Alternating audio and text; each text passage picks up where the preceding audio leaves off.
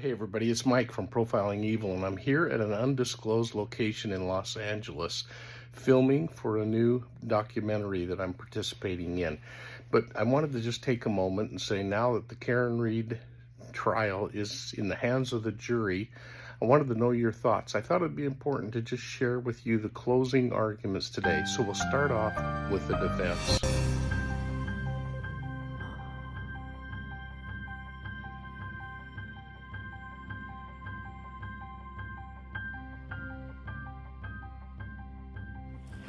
Look the other way. Look the other way. 4 words that sum up the Commonwealth's entire case. 4 words that sum up the hopes of those who have tried to deceive you. Conflicts of interest? Doesn't matter. Just look the other way.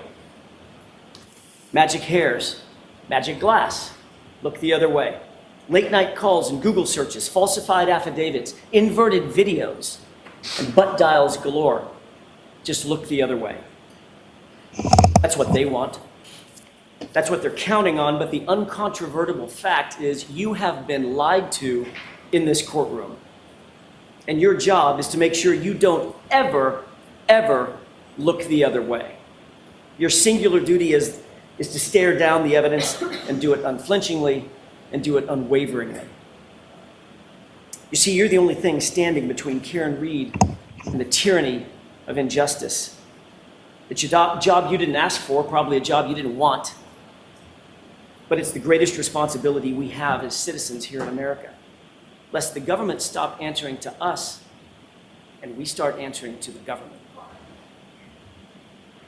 And woe betide any one of us who might find ourselves in the crosshairs of a Michael Proctor. Preparing for today, I was reminded of a quote. It's a quote about the truth, and I want to share it with you. It is of great importance to set a resolution never to tell an untruth. There is no vice so mean, so pitiful, so contemptible, and those who permit themselves to tell a lie once find it much easier to do it a second time and a third. This falsehood of the tongue leads to that of the heart, and in time, it depraves all its good dispositions. What does that mean?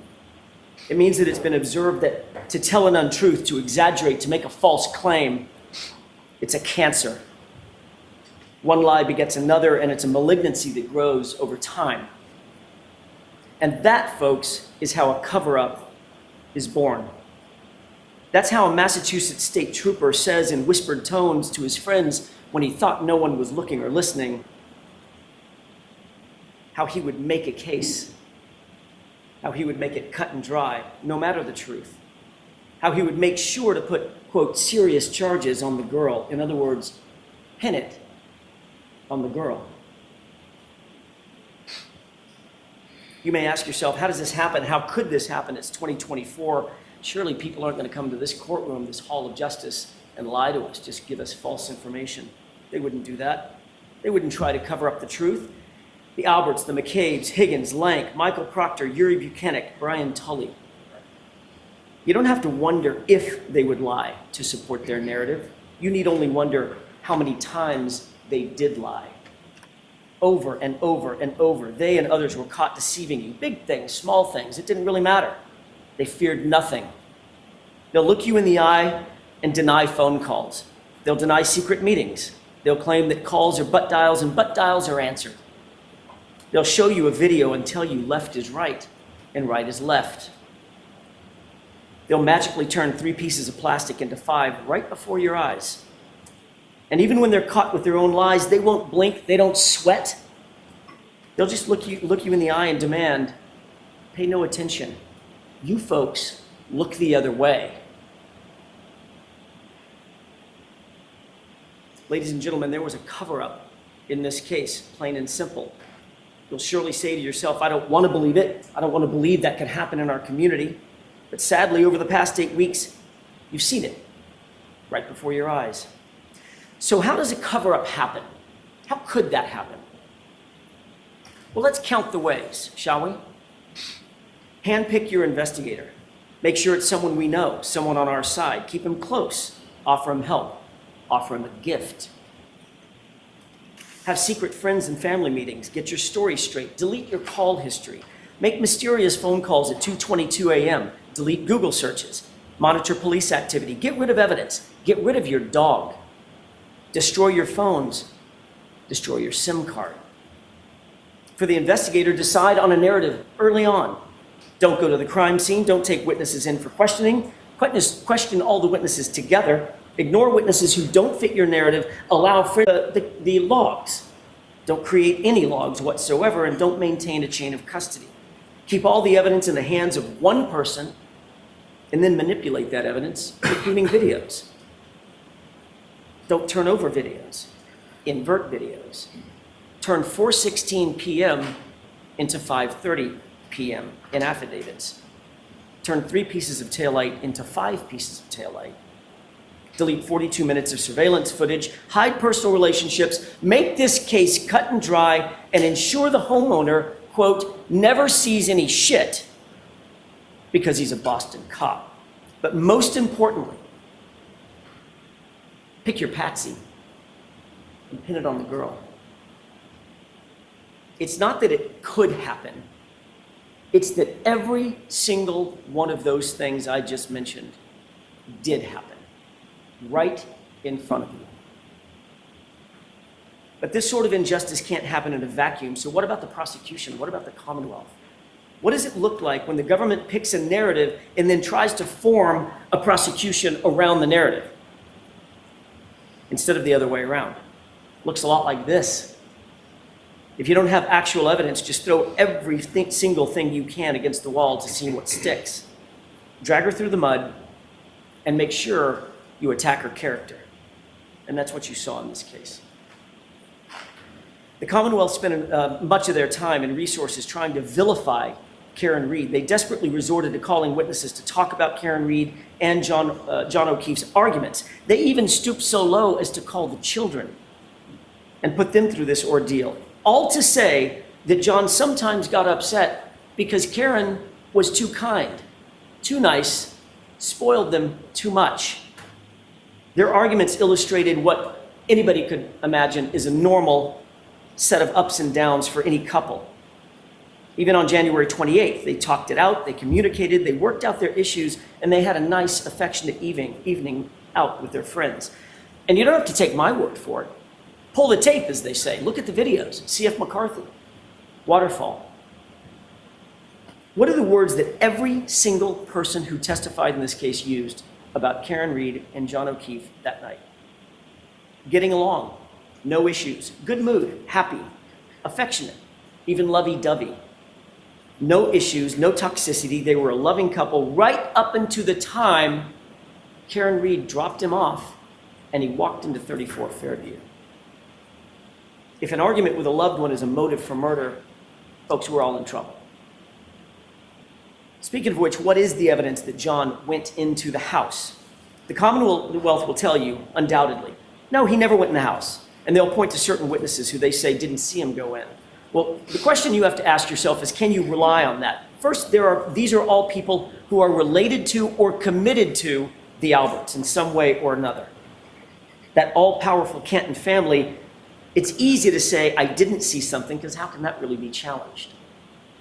Some actually may not have seen John walk into the house. They were in the kitchen, as you recall, from Nicole. Third, at least one witness, Brian Higgins, forgot his narrative, at least for a second, and he admitted a man did, in fact, come into the house. And then when he was caught and asked to describe that man, he had to. It was a little bit vague.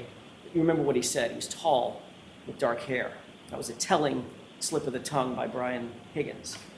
But what's the real evidence of the unbiased data, the data that's not connected to the Albert family?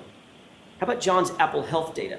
It shows that at 12:21 a.m., an important time, John arrived. That's established by the monotonic time clock that you heard about in this trial that was on his phone, and that represents a huge problem for the Commonwealth. It shows that he took 80 steps and ascended or descended 3 flights of stairs at that time.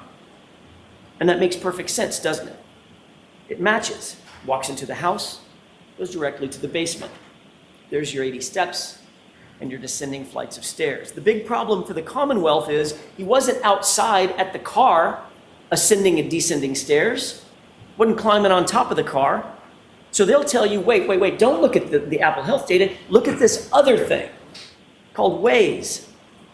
But Rick Green explained that if you apply the 3-minute offset that is built into that monatomic time, it aligns perfectly. They don't want you to see that. They don't want you to pay attention. They want you to look the other way. But even more importantly, at approximately 12:32 a.m., someone holding John's phone takes another 36 steps and travels 25 meters. Why is that so important? Because by 12:32 a.m., Karen Reed was gone. She had already left the location. She left at 12:30. Trooper Garino told you that Karen Reed's phone connected to John's Wi-Fi at what time? 12:36. It is undisputed in this case that it's a 6-minute drive on a good day from 34 Fairview over to One Meadows. She was gone by 12:30, and John's phone was taking 36 steps and logging 25 meters at 12:32 after she'd left. So don't be fooled. John walked into that house, after which Karen drove away, and the scientific data all prove it. But also, Ryan Nagel and Heather Maxson prove it. In addition to the Apple Health data, Ryan and Heather both independently testified that they passed Karen's SUV as they drove away after talking to Julie, and Karen was alone in the SUV. John was not with her. He wasn't in the car. He wasn't standing outside the car. He wasn't sitting beside the car. He wasn't laying on the ground beside the car. He was nowhere in sight. There's only one other place that John could have been, and that's in the house. Exactly where the Apple Health data places him. So it all fits. And Ryan was right behind her, remember, staring at her taillights, undamaged, brightly lit. That brings up another difficulty for the Commonwealth, and that's their star witness, Jennifer McCabe. You'll recall that Jennifer McCabe claimed that she was looking out the door, staring at that SUV over and over and over again from 12:29 to 12:50. She was very specific about that time frame. But we know that the SUV was gone from 34 Fairview by about 12:30. Had to be in order to connect to the Wi-Fi at 12:36. So unequivocally, Jennifer McCabe was lying about watching that SUV, and it makes you wonder why. And to add to that deceit, she was also blatantly lying about the calls to John's phone. You remember that colloquy back and forth. She said that every single one of those calls to John's phone during that time was a butt dial. How are those lies connected? And why are they connected? Jennifer McCabe knows.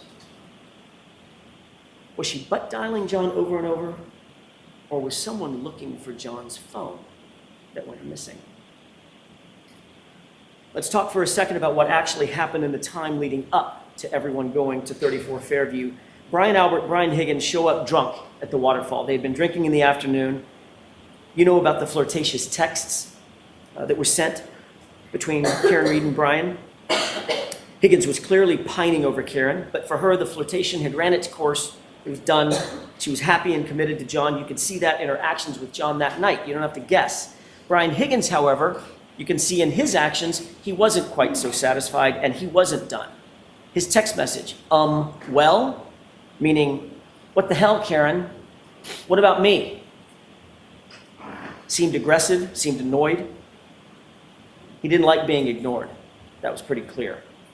So he's 5 or 6 whiskeys deep into the night by this time, and she continued to ignore him. Then oddly, Higgins, who doesn't know John all that well, seems to want to coax John to 34 Fairview. I draw your attention to the waterfall tape if you want to take another look at it. It's at the 11:57 mark, between 11:57 and 11:58. Take a look at that tape. He's just about to leave. Higgins is just about to leave. He points over at John and he motions for him. Come on, come with me. And then at 12:20, he texts him, you coming here? This is a person he doesn't really know and didn't really talk to that entire night. Ask yourself, why was Higgins so insistent that John go to 34 Fairview that night? And then there's that sparring and fighting that he and Brian Albert were engaged in. Of all the things they could be doing, this is what they were doing just minutes before John O'Keefe walked into that house at 34 Fairview. We know that once John actually did walk in the door, it's about 2 steps, 4 feet or so, 2 steps for an adult male to reach that basement door. Remember, everybody was gathered in the kitchen. That's what Nicole Albert said.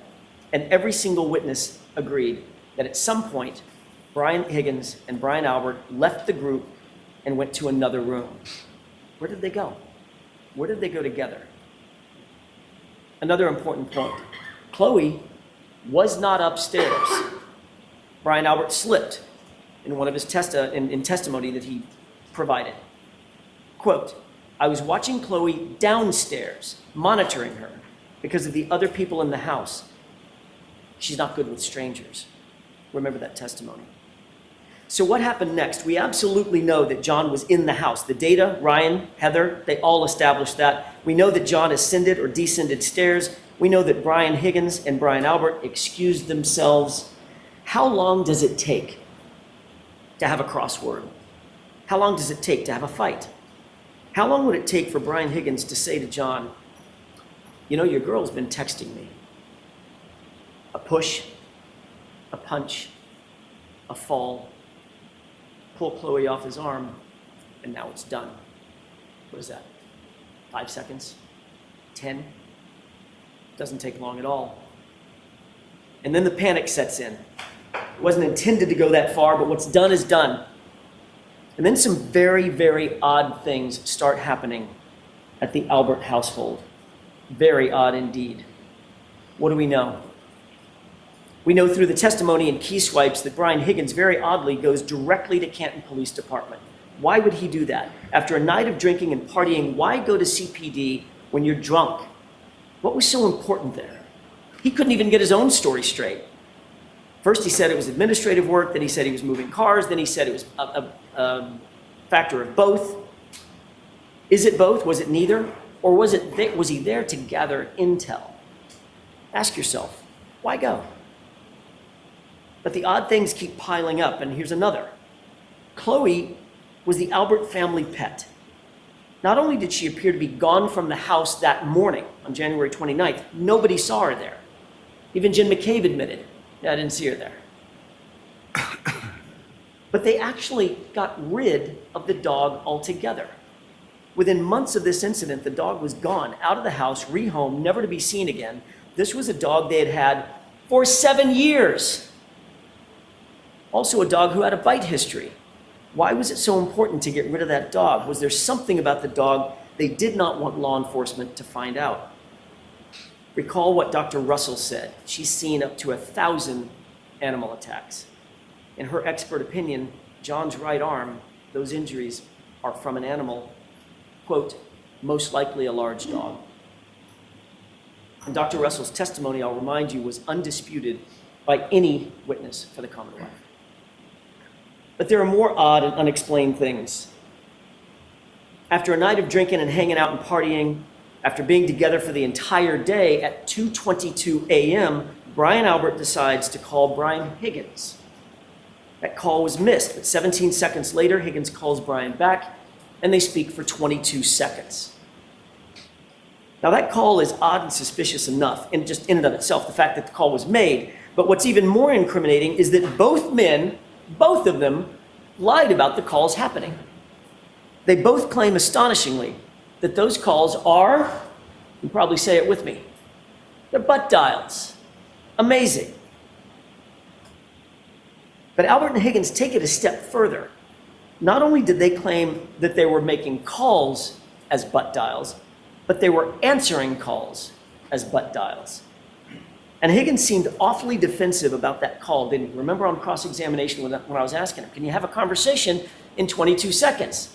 He unequivocally said, no, that's impossible. It's not reasonable. You can't do it. Well, let's test that out. Hey, did you make it over to Canton?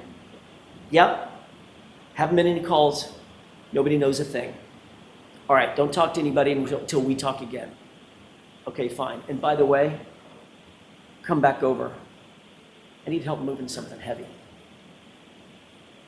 How long did that take? 15 seconds? Maybe? But the odd behavior isn't done yet. 5 minutes after that call that we just talked about, Jennifer McCabe is on her phone at her house, Google searching how long it takes for someone to die in the cold. That was at 2:27 a.m. That timeline seems to fit, doesn't it? And it fits a very telling and a very clear story. That search became a focal point of the Commonwealth's entire case. This case was starting to look a lot more like the defense of Jennifer McCabe than anything else. That's probably because there is no innocent explanation for that Google search at 2:27 a.m. None. At the end of the day, clearing away all the confusion, the Commonwealth's experts were left with two things that are true. First, neither of their experts could absolutely rule out that Jennifer McCabe made that search at 2:27 a.m. Neither. And second, the only person to use the actual phone model, the actual data, and the actual precise operating system was Rick Green. And he was clear. That search was at or before 2:27 a.m. And then it was deleted. So what else was going on at or around this same time when all this suspicious activity was happening at the Albert house and the McCabe house? 3 minutes after that search and 8 minutes after the Albert Higgins 2:22 a.m. call, Brian Loughran drives down the street in his snowplow. And he told you that there is no body laying on the lawn at 34 Fairview at 2:30 in the morning. Importantly, he didn't just simply say he didn't see a body, he wasn't paying attention. He said there was no body there. He knows the property, he knows the owners, he's grown up with these folks, he passes by all the time, not once, not twice, 3 passes. There was no body on that lawn, period, at 2:30 a.m. And what other suspicious thing happened that night? By 3:30 a.m., someone moved a Ford Edge in front of the very area that would obstruct the view of where John's body would ultimately be discovered. Who's the only person in this case that you've heard about with a Ford Edge? Brian Albert. Remember, as you're thinking about this, the basement at 34 Fairview is serviced by a bulkhead. It's a quick and convenient door to the backyard. And that backyard is serviced by a side fence. And that side fence is easily accessible to the front yard at the side of the house. Which side of the house? The side where John's body was found. And by 6 a.m., John's body was, in fact, now outside. While this flurry of suspicious activity was going on with the Alberts and the McCabes, what's happening with Karen? All she knows at this point, think about it, at approximately 2:21, she dropped off John, he walked into 34 Fairview, and that's all she knows. She knows nothing else that was going on. So what was she left to think?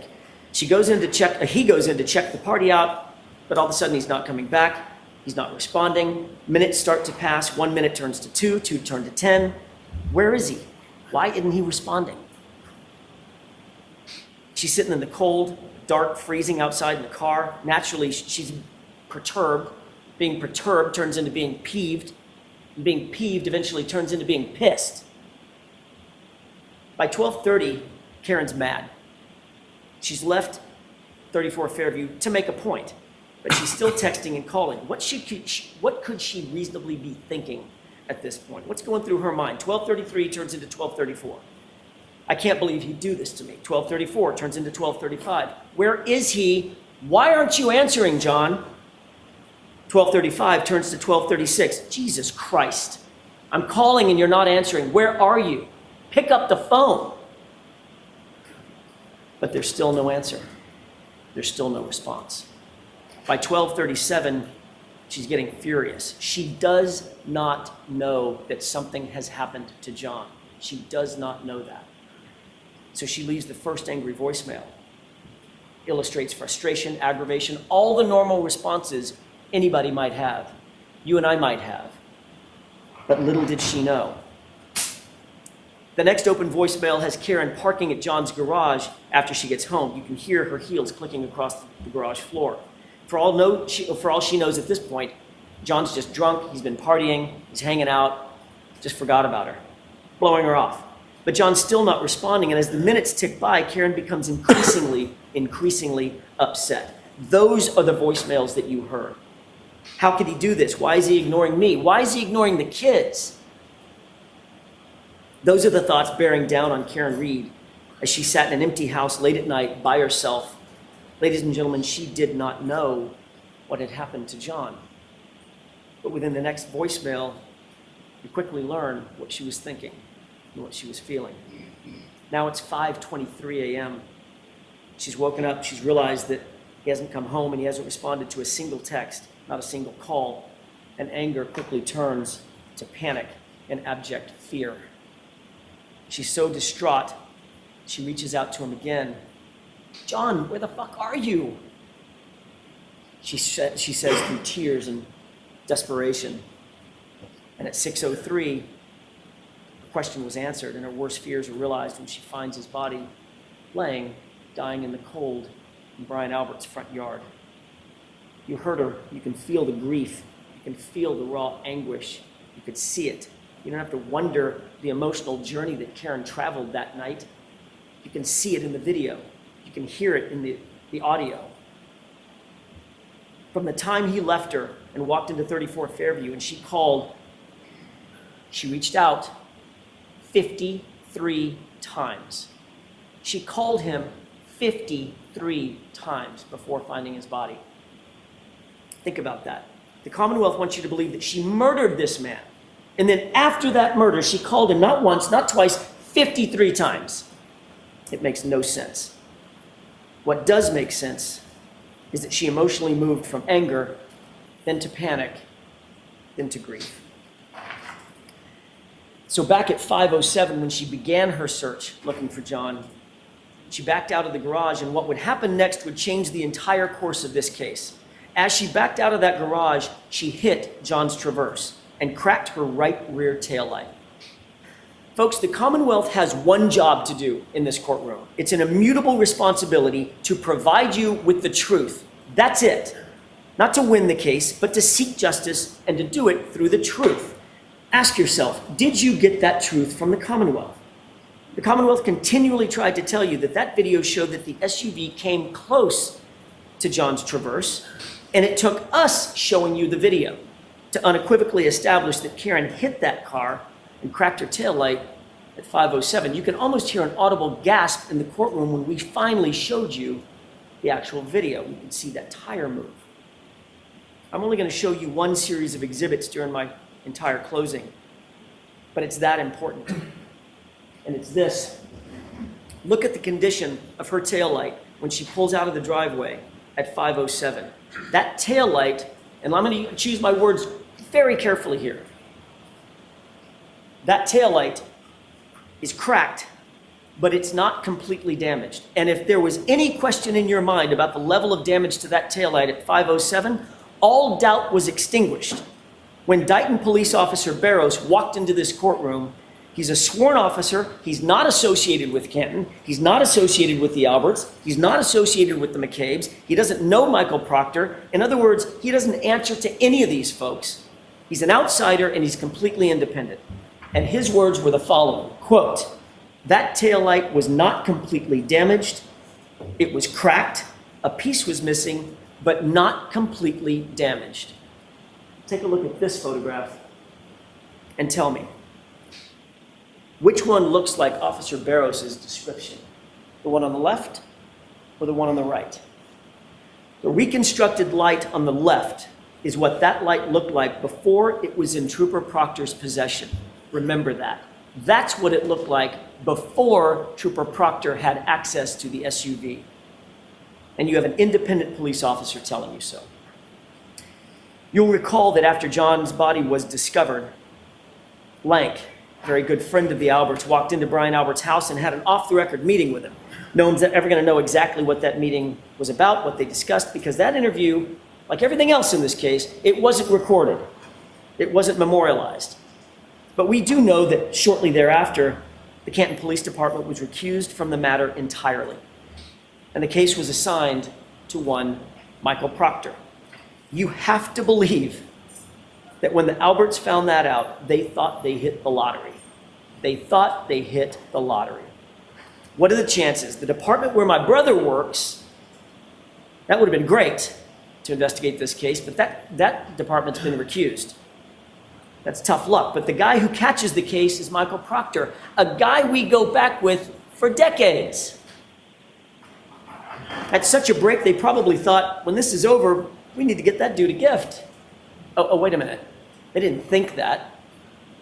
They said it out loud. But still, you've got to imagine that the Alberts had to be stressed, what with that whole thing about a dead body being on their lawn. That might get some attention, and they had to be wondering, will he set up a crime scene? Is he going to come into the house? Is he going to search the house? Is he going to send in a forensics team? Is he going to interview witnesses? Is he going to take us to the station? Will he take our phones? Will he look at our communications? Will he look at our Google searches? Will he look at our early morning phone calls? Is he going to look in the basement? And Michael Proctor answered every single one of those questions resoundingly. Nope. He's a Boston cop too. And with that, Michael Proctor didn't draw a thin blue line. He erected a tall blue wall. A wall that you can't scale. A wall that Karen Reed certainly couldn't get over. A wall between us and them. A place you folks are not invited. We protect our own. It's us or it's them. And by the way, who's she after all? Nobody. An outsider. This is going to be easy. Or so they thought. Let's look at what Michael Proctor actually did and did not do in this case. One of the consistent issues that's come up throughout this trial is how evidence always seems to be changing and evolving when in Michael Proctor's hands or somebody in his orbit. If it happens once, let's chalk it up to a mistake. Twice, it's starting to look a little bit like incompetence. If that happens every single time, it becomes intentional, which means it becomes corruption. The defense we spent some time discussing the tow time that Michael Proctor swore to in affidavits. There was a reason that we believed it was so important, and I want to talk about that for just a quick second. Because this was a concerted effort by Michael Proctor to falsify the time the car was seized, so that no one would know that he actually had possession of the car before the first pieces of taillight were ever discovered at the scene. But he got caught. And when he did, the best he could come up with was it was a typo. Like a dozen times, a typo. You'll remember what that testimony was. The truth is that car was in Michael Proctor's possession from about 4:12 in the afternoon. He said it was 4:16 when he finally had to tell the truth or some version of the truth. Those first pieces of taillight were not found until after 5:45 p.m. That is the very fact that Michael Proctor was trying to hide by those falsified affidavits, saying he didn't seize the car until 5:30. But that wasn't Michael Proctor's only manipulation of the investigation. What about Brian Loughran? You met him. Michael Proctor did his level best to not just hide evidence, but to hide human beings from you and from us. Michael Proctor was informed that the Plow drivers were out that night. There would be a witness, potentially along 34 Fairview, at the exact times in question. Even Michael Trotta expressly told Michael Proctor that 34 Fairview had in fact been plowed that morning, and by whom. Proctor not only did not interview Brian Loughran, he never disclosed his name in a single report. He hid him. This is a witness who was literally on 34 Fairview at the time in question where a body was found on the lawn. Wouldn't you want to get the truth from an eyewitness? Wouldn't you want to seek that out? Not if you're Michael Proctor, a close friend of the Alberts. If it were up to Proctor, you literally never would have heard of or from Brian Loughran. That's a scary prospect. I want to touch briefly on the additional physical evidence, or some additional physical evidence presented by the Commonwealth in this case. You'll recall Christina Hanley. She established to a scientific certainty that the glass on the bumper, which was told to you in opening statement, was going to have something to do with this case. The glass on the bumper was going to match that cocktail glass. She told you unequivocally the glass on the bumper did not match the cocktail glass. They came from two different sources. The glass on the bumper has nothing to do with the cocktail glass. So that glass on the bumper had to get there somehow. It didn't get there by being broken from the cocktail glass. See the point? It had to get on the bumper somehow. It didn't jump up there by itself. And what's really interesting is that there was one piece on the bumper, one, only one, that matched something else in the case. It was a perfect match to a piece of glass that was supposedly found at the scene. Who do you think had possession of that matching glass? Michael Proctor. So the glass on the bumper had to be placed there, and the only person who had anything close to matching the pieces that had to be placed there is Michael Proctor. You do the math. That leads us to the magic hair. The Commonwealth spent a lot of time bringing in experts about mitochondrial DNA and maternal DNA lines and comparative analyses, and all that sounds really great and really sciencey, except for the fact that it just doesn't matter. Why? Because you would have to believe that that little hair, tiny, tiny little hair, barely perched on the side of that SUV survived nearly 75 miles of a raging blizzard outside. That would be a magic hair indeed. That magic hair means nothing. The DNA means nothing, and that's because the hair was from somewhere else. It certainly was not from a motor vehicle incident at 34 Fairview on January 29th. That hair was placed there. The DNA on the outside of the taillight housing also merits very little discussion.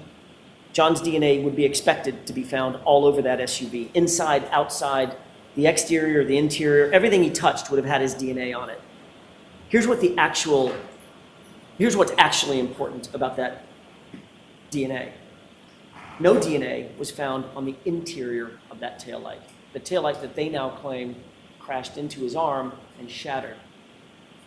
No blood was found anywhere on that taillight or any taillight pieces. And no tissue was found anywhere on that taillight or any taillight pieces. But we're to believe that that taillight literally exploded on John's arm at 25 miles an hour with 1,000 pounds of pressure. We talked about the evidence doing very funny things when in Proctor's possession or the possession of somebody in his orbit. Now think about the videos that you saw. How many videos appear to be somehow manipulated or altered? Just about every single one of them. Look at the video of the Sally port. Let's take that one for example, that grainy one. It's missing the exact time that would show the condition of the taillight when it was pulled in to the Sally port. Pretty important time, wouldn't you think? Did someone not want you to see what the condition of the taillight was at that exact time? But the good news is there's a second video. It's much clearer. And it's from the same time frame. We didn't get that one for about 2.5 years into the investigation. Literally, it was after the trial started that one was turned over. And this is important. The Commonwealth introduced you to a person by the name of Yuri Buchanan. They presented video showing what was clearly the right side of the car. They asked questions about the right side of the car. You'll recall, Mr. Lally asked Sergeant Buchanan, did you or Trooper Proctor ever go at, or near the right side of that taillight?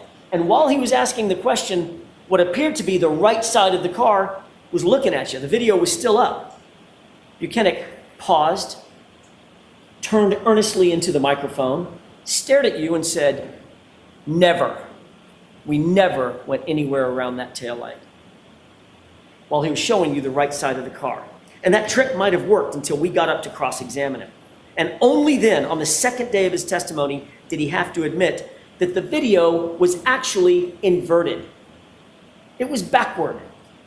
And it was cleverly inverted at that. The timestamp had the proper orientation, which means that timestamp had to be removed, the video inverted, and the timestamp placed back on it, which means that was done intentionally.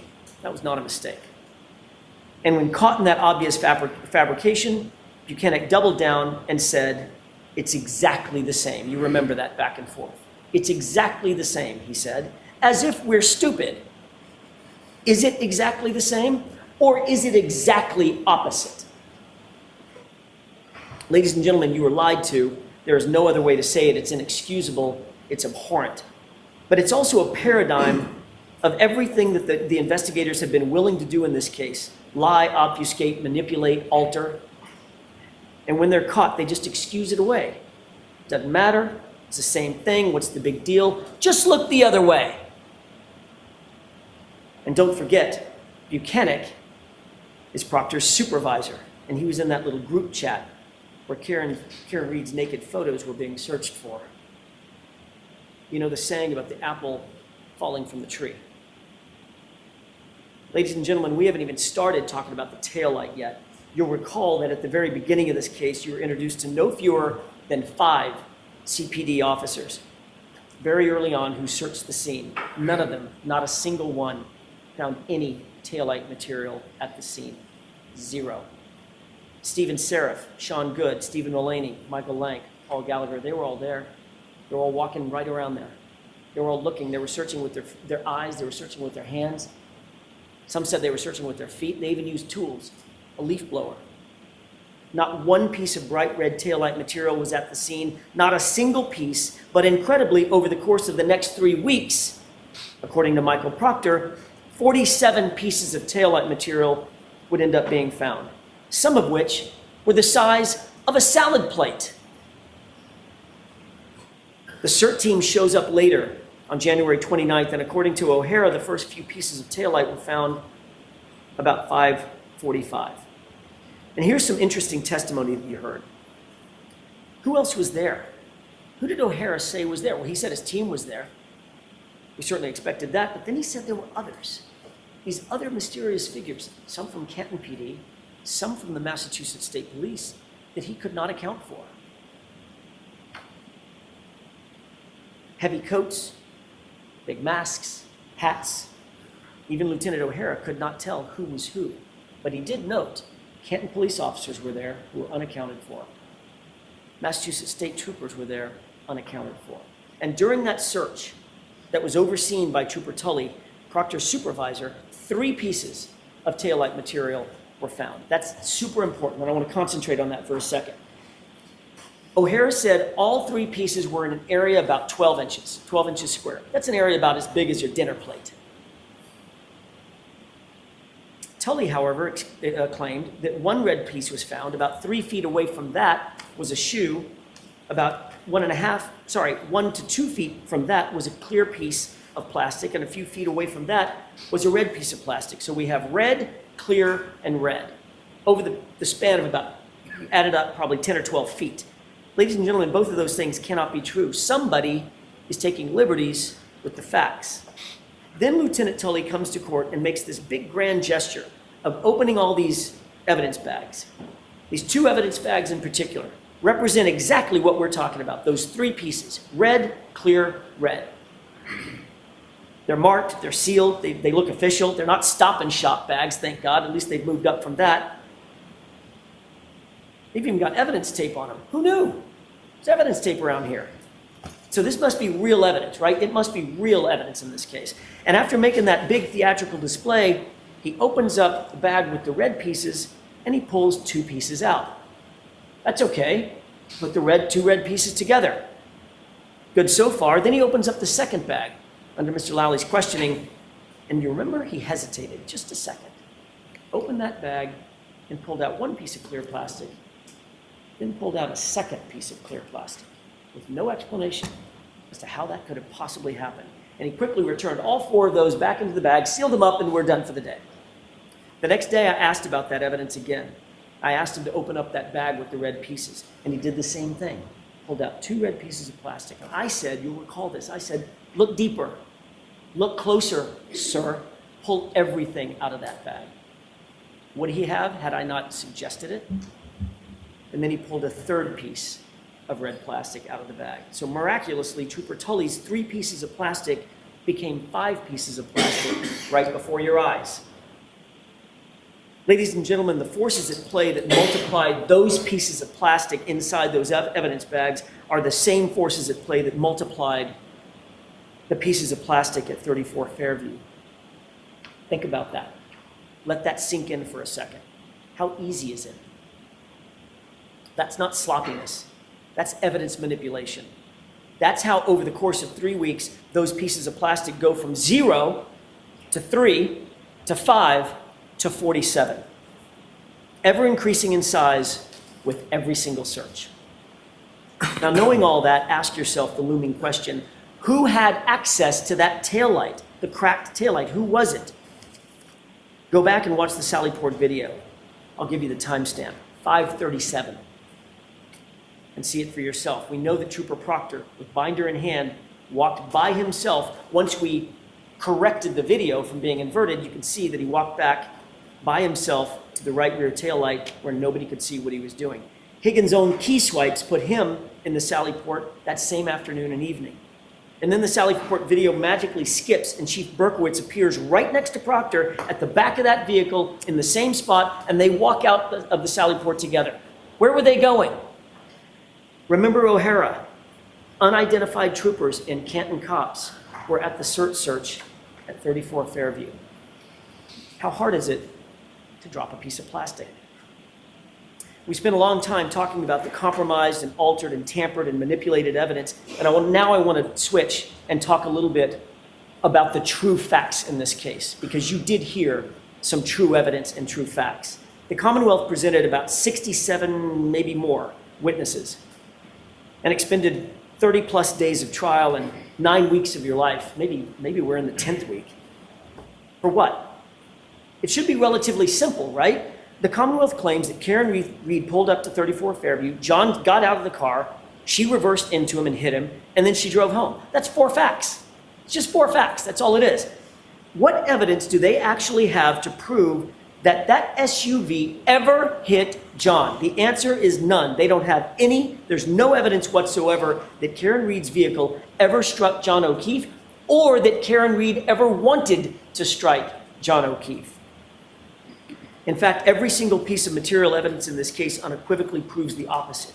John went into that house. That SUV was not damaged by hitting John, and John's injuries did not come from being hit by a car. That's what the evidence actually shows. The Commonwealth knows that, and they've known it for a long time, and Proctor knows that. And because of that, the Commonwealth just resorts to character assassination and talking for weeks on end about the snow. Let's talk about what the real evidence actually shows, the unassailable science. Let's talk about the truth. Concerning John's injuries first, the Commonwealth's own medical examiner, Dr. Scortibello, could not conclude that John was hit by a car. Think about that. And she would not even say that it was a homicide. She told you without any dispute in this case, quote, evidence pointing toward one manner of death is no more compelling than evidence of a competing manner of death, end quote. Her words, not mine. She went on to say it's just as likely that he was punched and fell backward. His injuries are consistent with that. In fact, in her expert opinion, his injuries are consistent with a physical altercation, as she testified, but they are not, in her words, not classical injuries from an auto-pedestrian accident. That by itself is reasonable doubt. But the evidence and the truth goes far further. We introduced you to not one, but 2 thoroughly credentialed medical examiners, or medical experts, Dr. Sheridan and Dr. Russell, both of whom said John's arm injury is consistent with an animal attack. Dr. Russell studied, diagnosed, and treated up to 1,000 animal wounds. She's an expert in animal wounds, and she was unequivocal.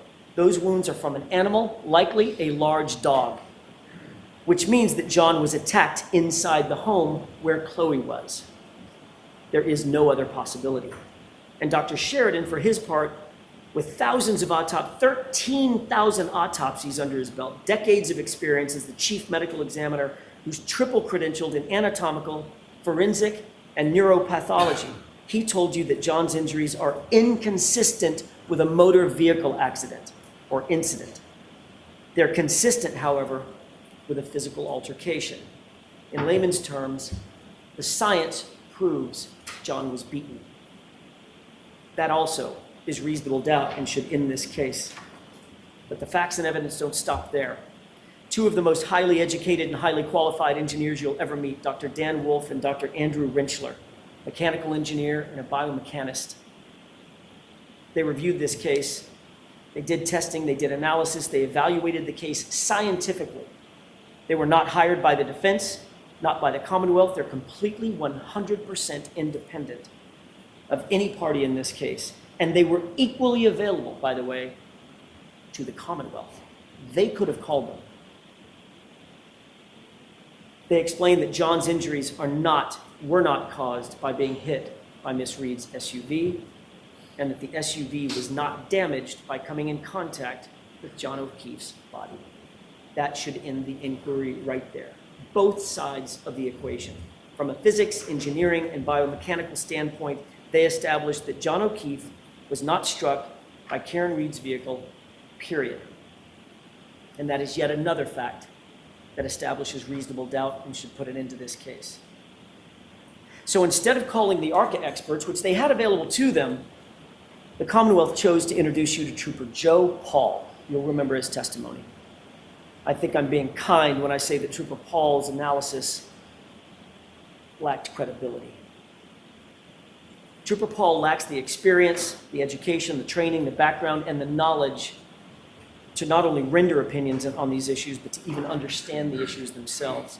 He makes the absurd claim that John was hit on the elbow area of his arm by a taillight. He was spun to the left in a pirouette. His arm stayed on the light long enough for the shards of plastic to explode around him, scratching his arm even though he was wearing long sleeves, then projecting him 30 feet to the left, but not before making a stop to hit his head on either the curb or the pavement before coming to his final resting place with his unbroken phone tucked neatly under his body. It's nonsensical. It borders on laughable. Compare that testimony to Dr. Dan Wolf and Dr. Andrew Rentschler. Both PhDs in engineering, both top of their field in accident reconstruction, both published peer-review articles on the issues. Both men are highly sought after by the likes of national sports leagues and the United States Department of Defense, and these men are unrivaled in accident reconstruction. What did Dr. Rentschler say before he left the stand? This was even under cross-examination. He said that the physics and the science don't lie. His words were, "You can't deny the science and the physics." John wasn't hit by that car, period. The Commonwealth cannot explain John O'Keefe's injuries. They can't explain his head wound.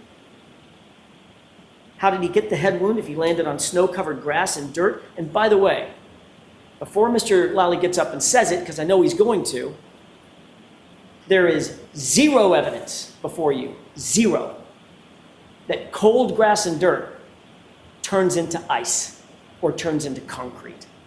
Zero. They can't explain the injury above his right eye, that laceration. They can't explain his nose. They haven't even tried to. They can't explain the injury to his tongue, the laceration on his tongue. They cannot explain the injuries to the back of his hands, the bruises, and certainly they cannot explain the injuries to his right arm. But maybe most importantly, they cannot and haven't even tried to explain the lack of injuries on John's body from the neck down. Nothing. He was pristine. Not a bump, not a bruise, not a fracture, not a broken bone. Nothing to suggest that he was hit by a 7,000-pound SUV going 25 miles per hour. And what of that right arm? According to the Commonwealth's best and brightest, Trooper Paul, John absorbed the entirety of the collision, the whole collision, with that 3.5-ton SUV entirely with his right arm, launching him some 30 feet. But amazingly, the arm suffered no break, no fracture, and didn't even get a bruise. So how are those injuries properly explained? The evidence is simple. John got into an altercation.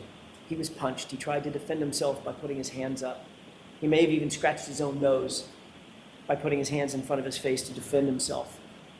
His hands were bruised and covering up. Five minutes, Mr. Jackson. Thank you, Your Honor. As he continued,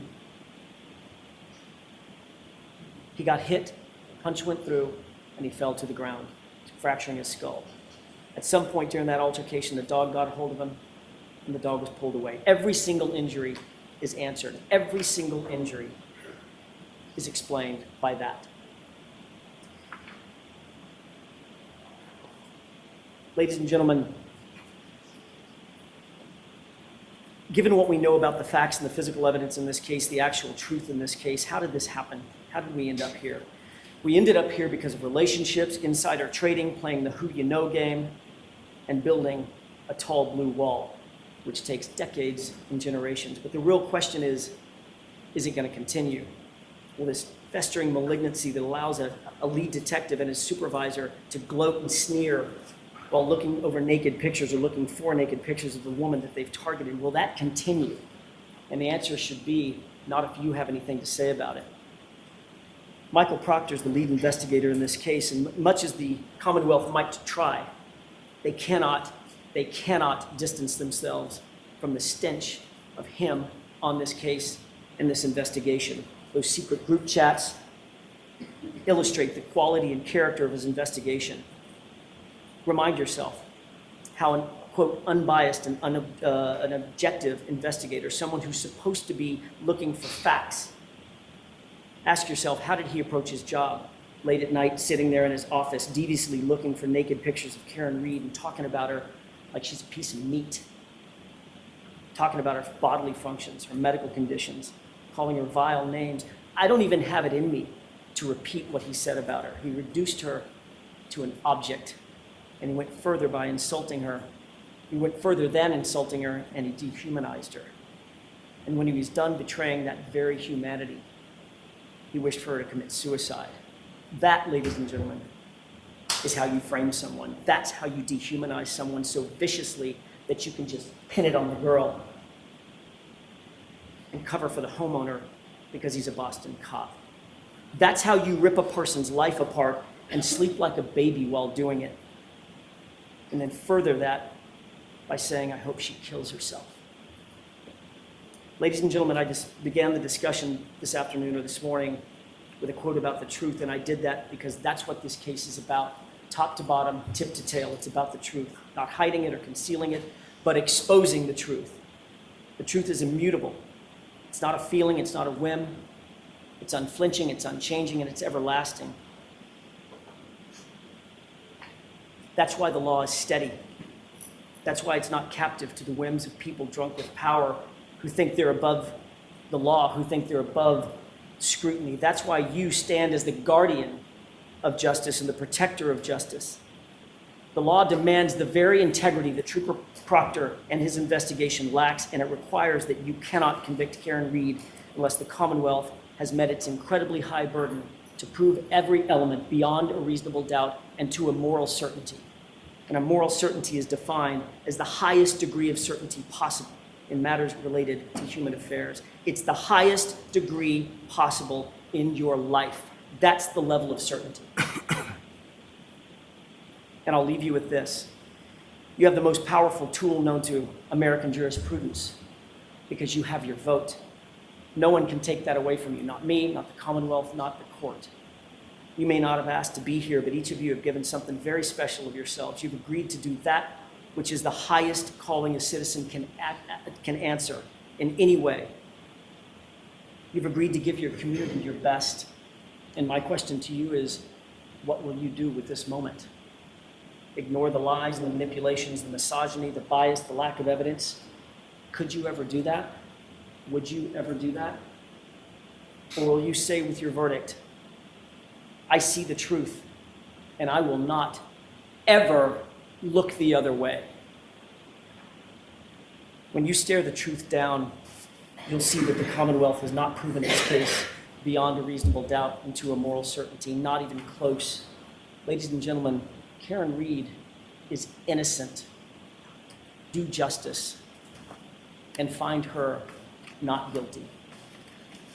Thank you. Well, like all of their case so far, it's been really compelling, but is it true? I don't know.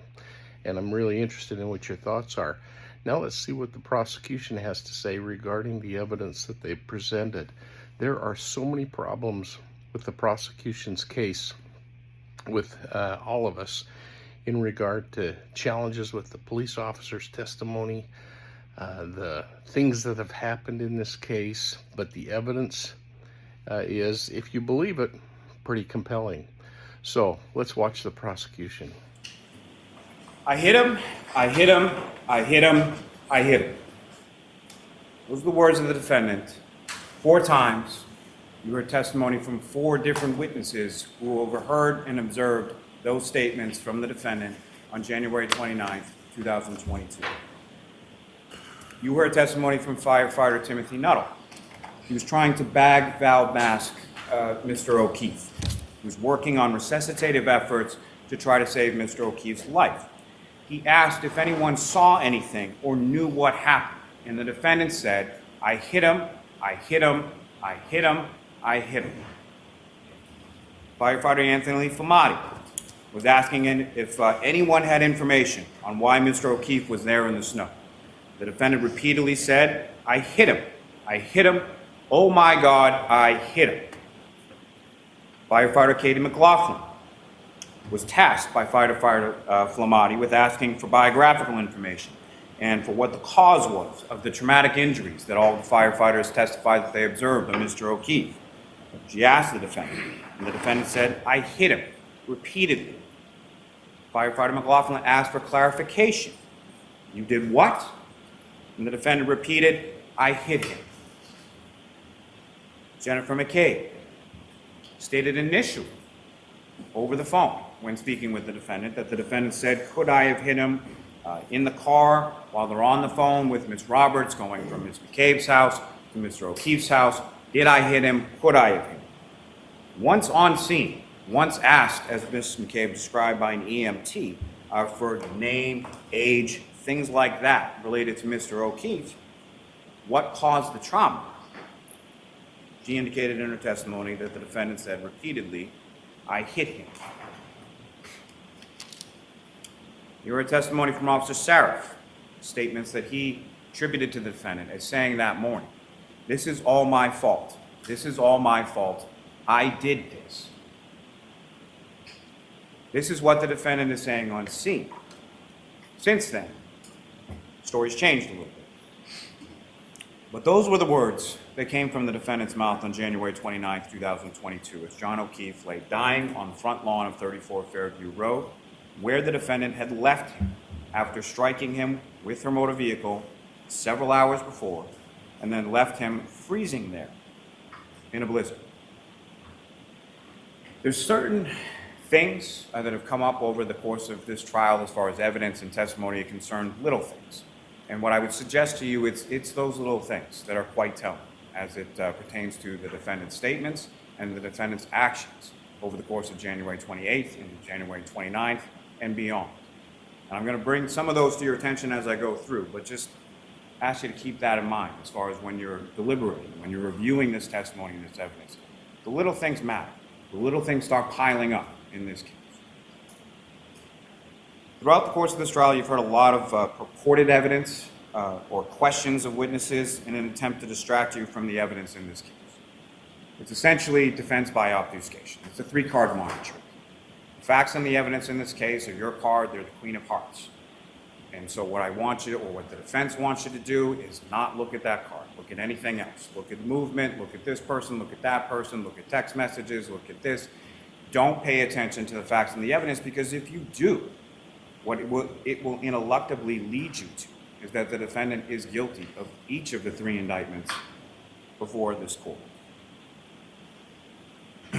The evidence and the facts of this case are for you, the jury, to decide.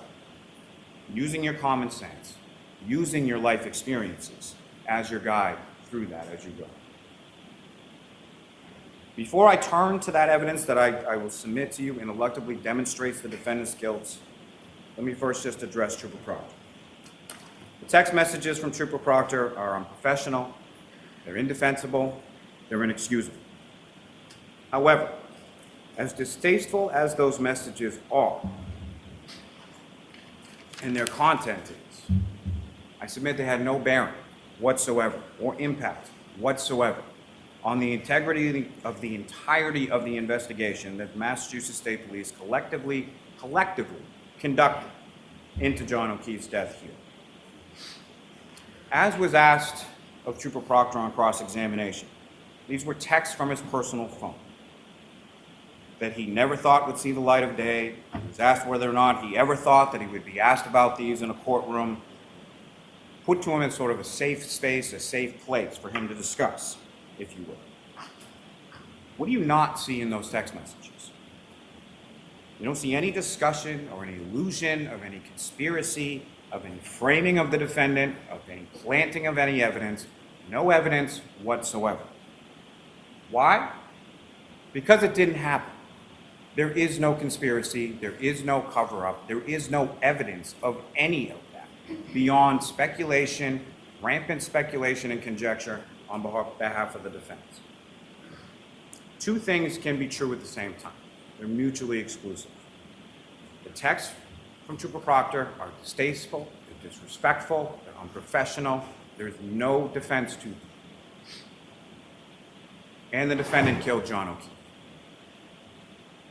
Turning to the evidence, let me first talk a little bit about John O'Keefe. You heard a lot about him over the course of this trial, about his selfless story through his family and friends that loved him, including his adopted niece and nephew. You heard a lot about the lives he touched and the different people who he had friendships with. You heard a lot about from those particular friends and from his family. Turning to what I would submit to you as a timeline.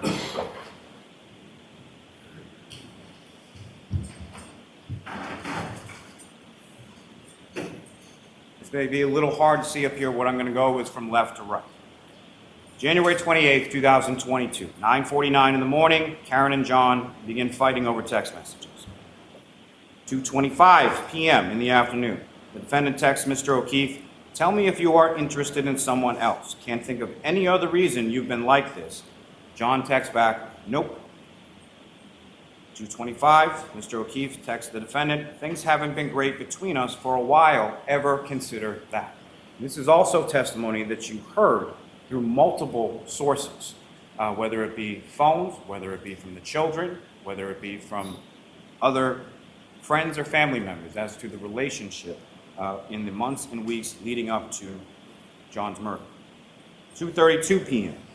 John texts the defendant, "Sick of always arguing and fighting. It's been weekly for several months now." He then texts the defendant, "OMG, stop calling." This is during the time frame that Trooper Garino was talking about, with 18 phone calls, most of which were rejected, some of which were missed, and a couple of which were answered over the course of this afternoon, as she's continuing to needle and try to engage him in a fight that he doesn't want to have. 2:33 p.m. The defendant texts John, "So you're not into this anymore." 2:34 p.m. John texts the defendant, "I am not answering, stop calling." The defendant then texts John, "Then stop starting with me." 2:38 p.m. The defendant texts John, "I'm going to grab a drink in a bit." At 2:38 in the afternoon. Around 3 p.m. is the testimony you heard from Erin O'Keefe in regard to the defendant texting her, asking if she can go out without her husband, Paul, asking to go out for a drink. This is while Erin O'Keefe testified she was waiting for one of her children at the bus stop, picking that child up around 3 o'clock in the afternoon. This is also the point at which the defendant says to Ms. O'Keefe, "Wish I didn't speak to another O'Keefe after 2004. 7:30 p.m., you have Mr. O'Keefe and Mr. Camerano arriving at C.F. McCarthy's, with the defendant arriving at 8:51. 8:58 p.m. is when the defendant receives drink number 1 at C.F. McCarthy's. Vodka soda, tall cylinder glass, lime, and a strong. 9:13 p.m., drink number 2. 9:20 p.m., drink number 3. 9:33 p.m., drink number 4. 9:57 p.m., drink number 5. 10:22 p.m., drink number 6. 10:29 p.m., drink number 7. 7 drinks from 8:58 p.m. through 10:29 p.m. when she receives that last drink at C.F. McCarthy's. The drink that she indicates to Sergeant Mechanic and several others on the next day that she did not take with her from C.F. McCarthy's to the waterfall, which several individuals at the waterfall testify that she produced from her coat when she walked in, and that you can clearly see on the C.F. McCarthy's video her walking out the door with the same tall cylinder glass in her right hand. Now, understanding that some of these drinks are not the full tall cylinder drinks, what she's doing is she's getting shot glasses of vodka and then pouring them into the drink after she's consumed the drink. 10:54 p.m. The defendant and Mr. O'Keefe arrive at the waterfall, during the course of which, on an hour that they're there, the defendant receives drinks number 8 and drinks number 9. 12:10 a.m. From the waterfall video, you have Ms. McCabe, Ms. Kolakithis, and the defendant departing the waterfall together.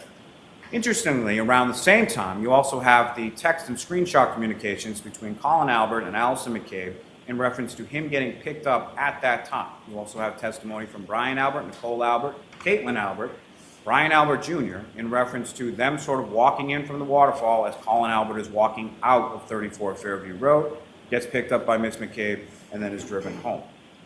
1 minute later, 12:11, Mr. O'Keefe is then on the waterfall video walking out with cocktail glass in his right hand.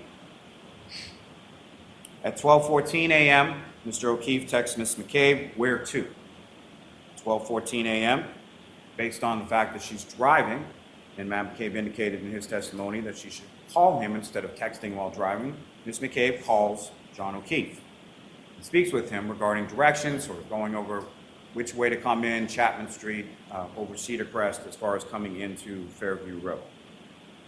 12:15:38 a.m., the defendant's vehicle drives by the Canton Library. You can see that on the video. 12:17:56, the defendant drives by the Temple Beth Abraham video. Again, you can see that on the video.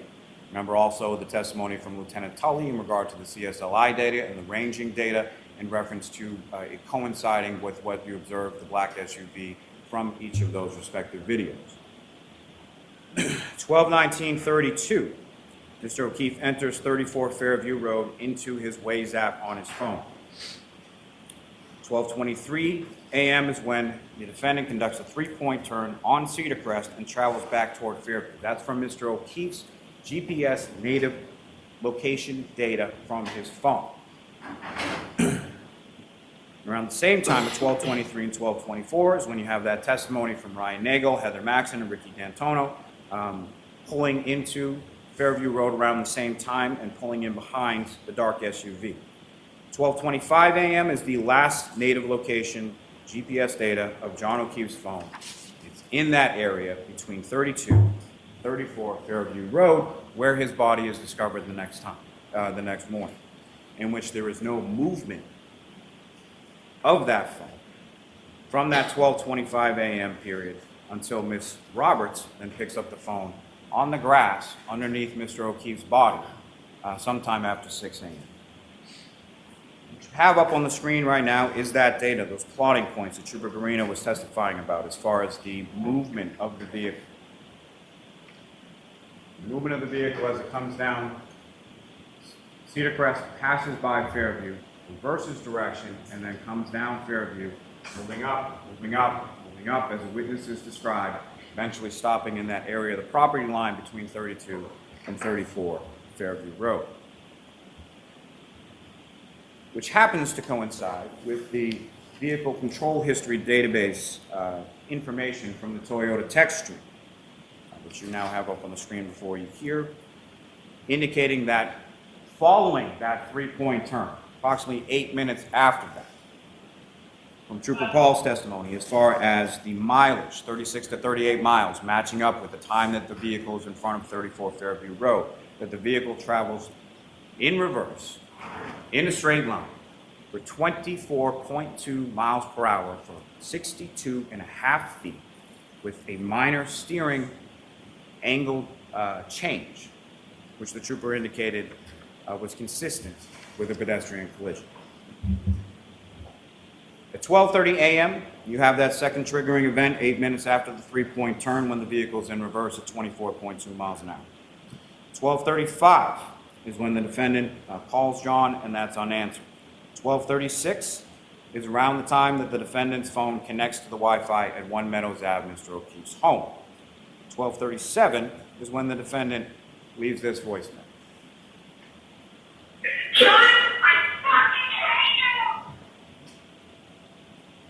So within minutes of that vehicle's data, going 24.2 miles an hour in reverse for 62.5 feet, the defendant leaves that voicemail, seething in rage as she's screaming, "John, I fucking hate you."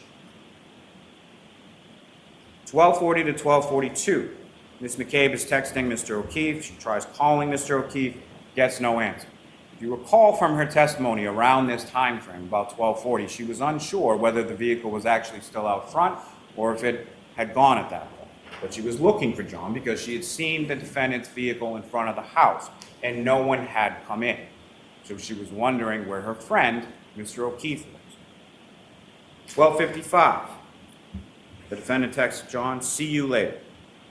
12:59, the defendant calls, leaves another voicemail for Mr. O'Keefe. Exhibit 637, it sounded like this. "John, I'm here with your fucking kids. Nobody knows what the fuck you want, you fucking pervert." But somebody did know where Mr. O'Keefe was. The defendant knew exactly where he was. She had driven him there, she had struck him there, she had left him to die there. 1:02 a.m., the defendant leaves another voicemail with no content. And then she texts John, "Your kids are fucking alone." 1:09 a.m., the defendant texts John, "I'm back in Mansfield. The kids are home alone." She's not. GPS, as far as it never disconnects from the Wi-Fi until the following morning. There's no indication that Ms. Reed left and went to her home in Mansfield at any point in time. 1:10 a.m., the defendant calls her parents. 1:11 a.m., she calls Mr. O'Keefe and leaves this voicemail. "John, I'm going home. I cannot babysit Amy. I need to go home. You are fucking using me right now. You're fucking another girl. Kim's sleeping next to me. You're a fucking loser. Fuck yourself." 1:18 a.m., the defendant leaves another voicemail. Now, about 1:43 or 1:45 a.m. is when Julie Nagel testified that they were leaving the house. And she sees a large black object on the lawn near the flagpole while leaving 34 Fairview Road. Doesn't think much of it at the time, isn't expecting Mr. O'Keefe or any body to be out on the front lawn. 4:42 a.m., the defendant calls and speaks. The calls to her parents are finally answered. 4:49 a.m., the defendant calls Ms. Camerano, screaming, "Where's Mike?" 4:53 in the morning is when the defendant instructs Kaylee, Mr. O'Keefe's niece, to call Ms. McCabe. Why? Because the defendant doesn't have Ms. McCabe's phone number. Indicates that John didn't come home. We got in a fight, and I left him at the waterfall. Those are the first statements or the first version of events that she's able to communicate out to the world as to what happened to Mr. O'Keefe and where he is. We got into a fight. I left him at the waterfall. 5 a.m., the defendant calls Kerry Roberts, saying, "John's dead, Kerry, hangs up the phone. 5:01, the defendant calls Kerry Roberts again. And it's at this point that she indicates that John's dead, he must have been hit by a plow. 5:07 a.m., the defendant leaves 1 Meadows Ave. You have the video of that. It's number 153 in Exhibit 6. We'll get to that a little more in a moment. About 5:10 a.m., the defendant calls Kerry Roberts. Ms. Roberts starts calling hospitals, calling KCD, calling 911. Something that you would do if you didn't know where Mr. O'Keefe was for all of these hours, that all of these other phone calls are being made and these text messages are being sent and calling your parents and all of these other things. No calls to 911 from the defendant. While John O'Keefe is laying, freezing, and dying from a brain injury and a skull fracture on the front lawn of 34 Fairview Road. 5:11 a.m., The defendant's vehicle is seen on the Canton Library camera heading towards the waterfall. Seems to be sort of retracing the steps. 5:18 a.m. The defendant's vehicle is seen at Washington Street and Chapman on the Temple Beth Abraham video, heading in the same direction that it was the night before when it was heading to 34 Fairview Road. 5:35 is when the defendant arrives at Ms. McCabe's house. Ms. Roberts arrives shortly thereafter. Both of them see the broken taillight at that time in the driveway. Now that gap of 5:18 to 5:35 is way too much time to be driving from the area of the waterfall to Jennifer McCabe's house. And as I indicated a moment before, heading in the same direction, same directionality, retracing the steps from the night before, heading towards 34 Fairview Road. Why is it that the defendant can see Mr. O'Keefe when they eventually get to Fairview Road and no one else can? It's because she knew exactly where he was. She had hit him and left him there the night before, and she had gone back during that time frame between 5:18 a.m. when she's seen on the Temple video and 5:35 when she arrives at Ms. McCabe's house. 5:33 is when the defendant, Ms. McCabe, and Ms. Roberts return to One Meadows Ave searching for John. 6:03 is when the defendant, and no one else, spots Mr. O'Keefe's body buried in the snow. Exhibit 12, indicating this cruiser camera video, which I know you've seen a dozen times. So where I'm starting it from this point in this card right here is the spotlight that Officer Saraf had to use in order to locate, even with a vehicle of Ms. Roberts parked right in the middle of the road.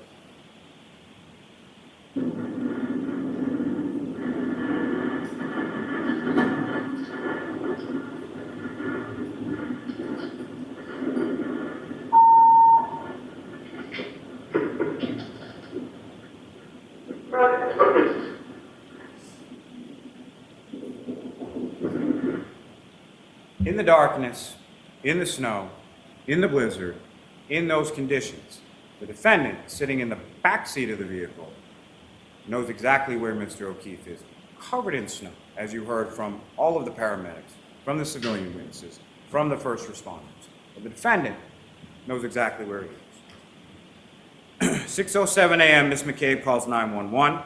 6:08, the defendant leaves that 4 or 5 minute voicemail, leaving the phone in the car for some reason to Mr. O'Keefe's phone.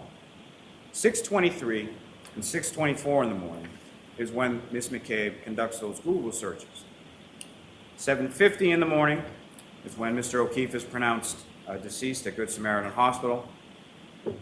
4:13 to 4:20 p.m. is when the defendant's SUV is towed from her parents' house in Dighton. 5:20 p.m.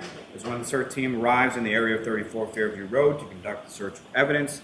5:30 p.m. is when the defendant's vehicle arrives at the Canton Police Department South.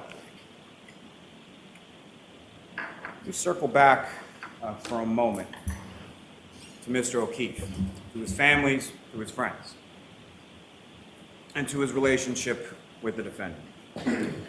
You heard testimony from Paul and Aaron O'Keefe that they liked the defendant, that they thought he was good for John, thought he was good for the kids. All outward appearances of the relationship were good. You heard testimony from the children that that was not true behind closed doors. But Paul O'Keefe testified that he told the defendant's parents this, that he liked Miss Reed, that he thought that she was good for John, thought that she was good for the kids, weeks before John's murder. He even blew her a kiss in the emergency department at Good Samaritan as he was walking out and she was still being treated while they were there. Invited her over to John's house to grieve with him. Invited her to sit down with him while he explained to their nephew Patrick about John's passing. The defendant shows up at the house. Abruptly goes upstairs with her father for a period of about 15 minutes, which is about half of the time that she spent there that morning grieving with the family. She left with a bag of her belongings, drove with her family there, and then took an extra vehicle in the height of the blizzard now, around 1 o'clock in the afternoon, drives that vehicle all the way from Canton, where it was parked at boyfriend's house, where she stayed over on many occasions, drove that vehicle or felt the need to drive that vehicle from Canton all the way down to her parents' house in Dighton at the height of the blizzard. You heard testimony from Aaron O'Keefe of the text messages and the phone call on January 28th.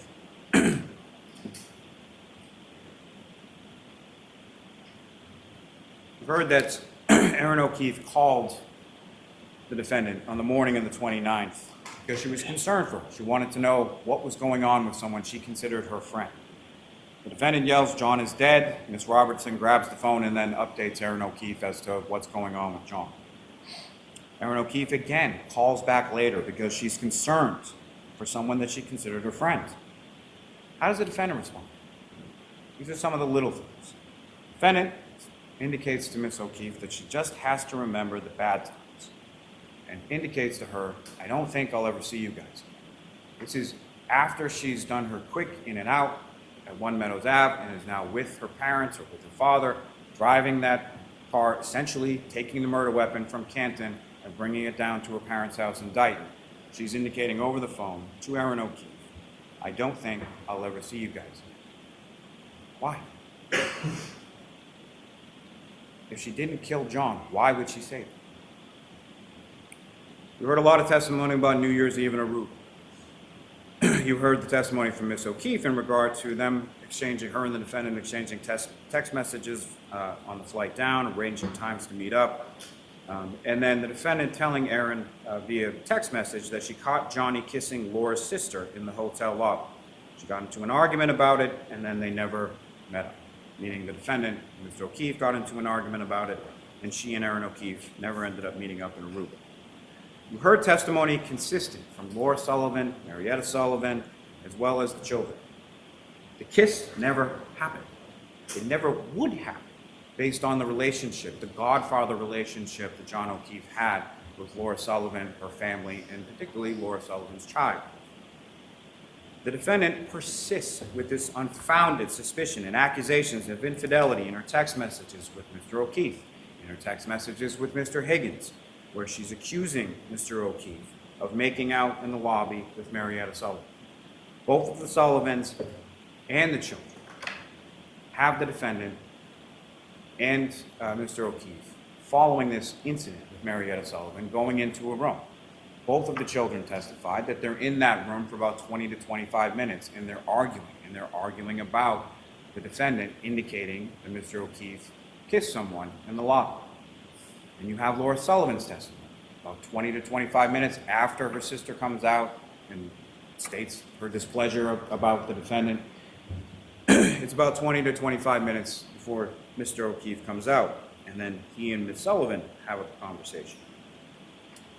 Ms. Sullivan indicates that Mr. O'Keefe's phone is essentially blowing up, lighting up with calls and texts from the defendant. I would submit similar to the afternoon of January 28th. Mr. O'Keefe says she's crazy and he needs to take this and goes off from her. Ms. Sullivan has later conversations with Mr. O'Keefe on this Aruba trip, asks him if he's okay, asks him if he's happy. She indicated in her testimony that Mr. O'Keefe shrugs it off and says it is what it is.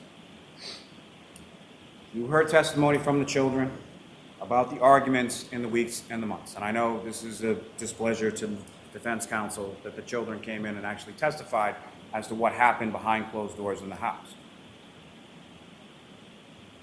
They both recall frequent fights. They both recall Mr. O'Keefe trying multiple times to break up with the defendant, asking her to leave the house, the defendant refusing to leave the house.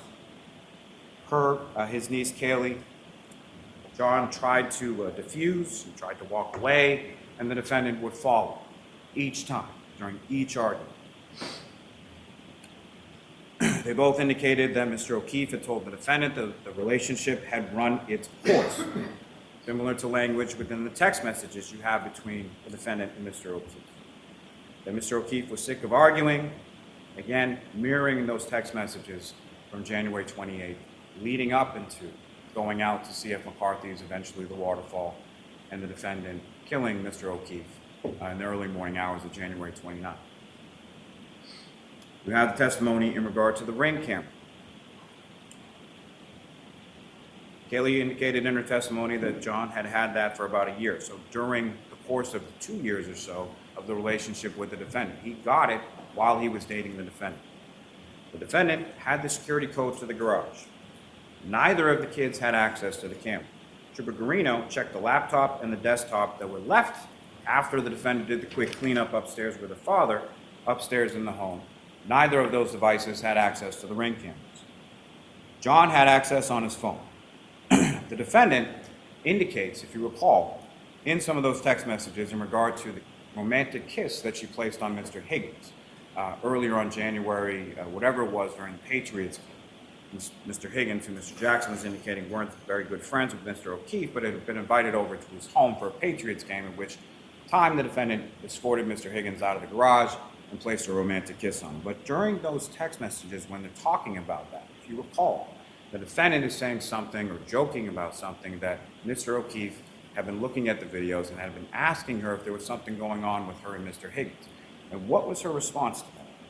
I know where the cameras are. There are only 2 videos missing from that ring system. One being the defendant getting to Mr. O'Keefe's house after murdering him, and the other when the defendant is showing Ms. McCabe and Ms. Roberts the broken taillight, both of which, both Ms. McCabe and Ms. Roberts testified as having occurred. No video of it. The variety of stories that the defendant tells on the morning of January 29th. There were text messages and voicemails from the defendant to Mr. O'Keefe, 53 phone calls from 12:33 a.m. to 6:03 a.m. 0 phone calls to 911. The defendant calls Katie Camerano. The defendant calls her parents at 1:18 in the morning, 4:38 in the morning, 4:42 in the morning. The call then from Kaylee's phone to Ms. McCabe, because the defendant didn't have Ms. McCabe's phone number. Both Kaylee and Ms. McCabe indicate that the defendant initially indicates or says that she got into a fight with Mr. O'Keefe and left him at the waterfall. From this information, Ms. McCabe then testifies she starts to call her Julie Albert, because Chris Albert, Julie Albert, they live close by the waterfall. Maybe that's where he went.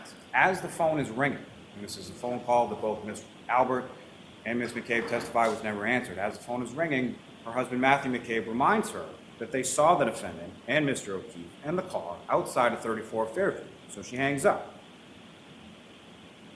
During this call, or during these subsequent calls, the defendant indicates to Ms. McCabe, maybe I hit him, did I hit him? She then calls Ms. Roberts at 5 a.m. on the dot, indicates John's dead, hangs up the phone, calls back a minute later, indicates that Mr. O'Keefe was now hit by a plow and that he's dead, and then indicates further that she's drunk and doesn't remember. She tells Ms. McCabe about the cracked taillight before they even get in the vehicle and go anywhere, as you recall the testimony of Matthew McCabe, indicating that he had some concerns about them driving around in a vehicle with a damaged taillight in the middle of a blizzard. Ms. Roberts' testimony that she saw the broken taillight in the driveway at Ms. McCabe's house, and that it was consistent with what she observed in the photographs that were shown to her of it later in the Sally Port at the Canton Police Department garage when the search warrant is executed on February 1st.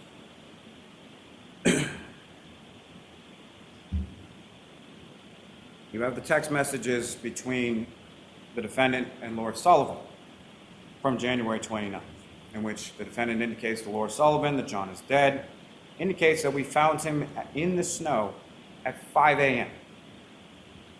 And every indication is that he was found in the snow by the defendant, Ms. McCabe, and Ms. Roberts around 6 a.m. 5 a.m. would be about an hour before. 5 a.m. would be between that time where the defendant is unaccounted for, heading in the direction of 34 Fairview Road, 5:18 and 5:35. Little things.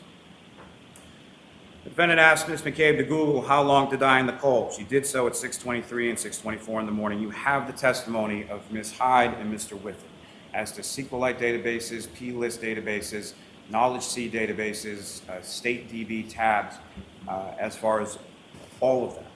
Also from Trooper Garino as well. These searches were unequivocally done at 6:23 and 6:24 in the morning, and not at 2:27 and 40 seconds in the morning. They were not deleted by a user. That is not what deleted means. frankly, Mr. Green, the last question that I asked Mr. Green is, was he aware that Cellbright, and by Cellbright, the person who designed that being Mr. Whiffen, had to alter exactly how their software worked because of people like Mr. Green misinterpreting the data as he did in this case. And what did Mr. Green say? Yes. But those questions, as far as how long to die in the cold, I would submit mirror the questions that the defendant asked firefighter Whitley in the back of the ambulance, if you recall those. She asked firefighter Whitley how long to die in the cold without a jacket. He knew how Mr. O'Keefe was dressed. She knew when she left him to die in the cold how he was dressed. The defendant made statements to firefighter Becker that the last time that she saw Mr. O'Keefe, they were in an argument. Again, in the back of the same ambulance as firefighter Whitley. You have testimony from firefighter Woodbury. Same kind of questions. If Mr. O'Keefe could be alive without a jacket. You have the testimony from each of these firefighters as to sort of the vacillating emotional state of the defendant that morning. What you have in the testimony from firefighter Woodbury is that despite all that, there were no tears that he observed from the defendant at that time. What each of those first responders indicated is that the defendant repeatedly stated, is he dead? Is he dead? Not is he okay? Is he going to be okay? How is he? Any sort of questions about the medical condition. Is he dead? That phraseology repeated over and over and over again. And when you take into juxtaposition that phraseology, text to Laura Sullivan, found him in the snow at 5 a.m. The unaccounted for time heading in the direction of 34 Fairview Road, 5:18 to 5:35. The repeated questioning of firefighter Whitley, firefighter Woodbury, asking Miss McCabe to look up those things in her phone. She's looking for confirmation, is what she's looking for when she asks over and over again, is he dead? Is he dead? Is he dead? You have the testimony that you heard from Miss McCabe and Miss Roberts. I say them together because as far as these two women were concerned, they did not know each other, really at all. The only time, as they both testified to, that they had ever spent appreciably together prior to January 29, 2022, is when Mr. O'Keefe nicely took them out for sneakers because he had some sort of deal at a Reebok's outlet or something like that to sort of try to pay them back for the help that they provided him and the children. Jennifer with respect to the niece, and Kerry with respect to the nephew. But they're both contacted by the defendant in the early morning of January 29th. As Ms. McCabe testified, John was my friend. I love John, he was an amazing guy. At the waterfall, Mr. Albert said going home to have a drink with his son, Brian Jr., if anyone wants to come. Open invitation to the table. She said to Mr. O'Keefe and the defendant, you guys should come. Both the defendant and the victim indicated that they wanted to come and that they were coming. She describes the phone calls and the text messages that she receives from Mr. O'Keefe, that she's providing directions. She indicates she's providing them directions to go down Chapman. She describes how that is. And you've heard this testimony from a couple of different witnesses as far as the steepness as you're going down going down Fairview of coming off of Chapman. That you first go down a big, steep hill. It flattens out for a little bit, and then you go down a second hill. 2 hills going down on Chapman. Matching the GPS native location and the health data as far as where Mr. O'Keefe's phone is, a half-mile away from 34 Fairview Road at the time that his health data is reporting that he's ascending or descending 3 flights of stairs. You hear the testimony from Ms. McCabe as far as the last time that she spoke to Mr. O'Keefe. And she's still trying to provide directions to Fairview because Mr. O'Keefe has never been there before and neither has the defendant, which is further corroborated in Trooper Garino's testimony as far as the vehicle passing by Fairview and then coming back in on the other side, having to reverse direction.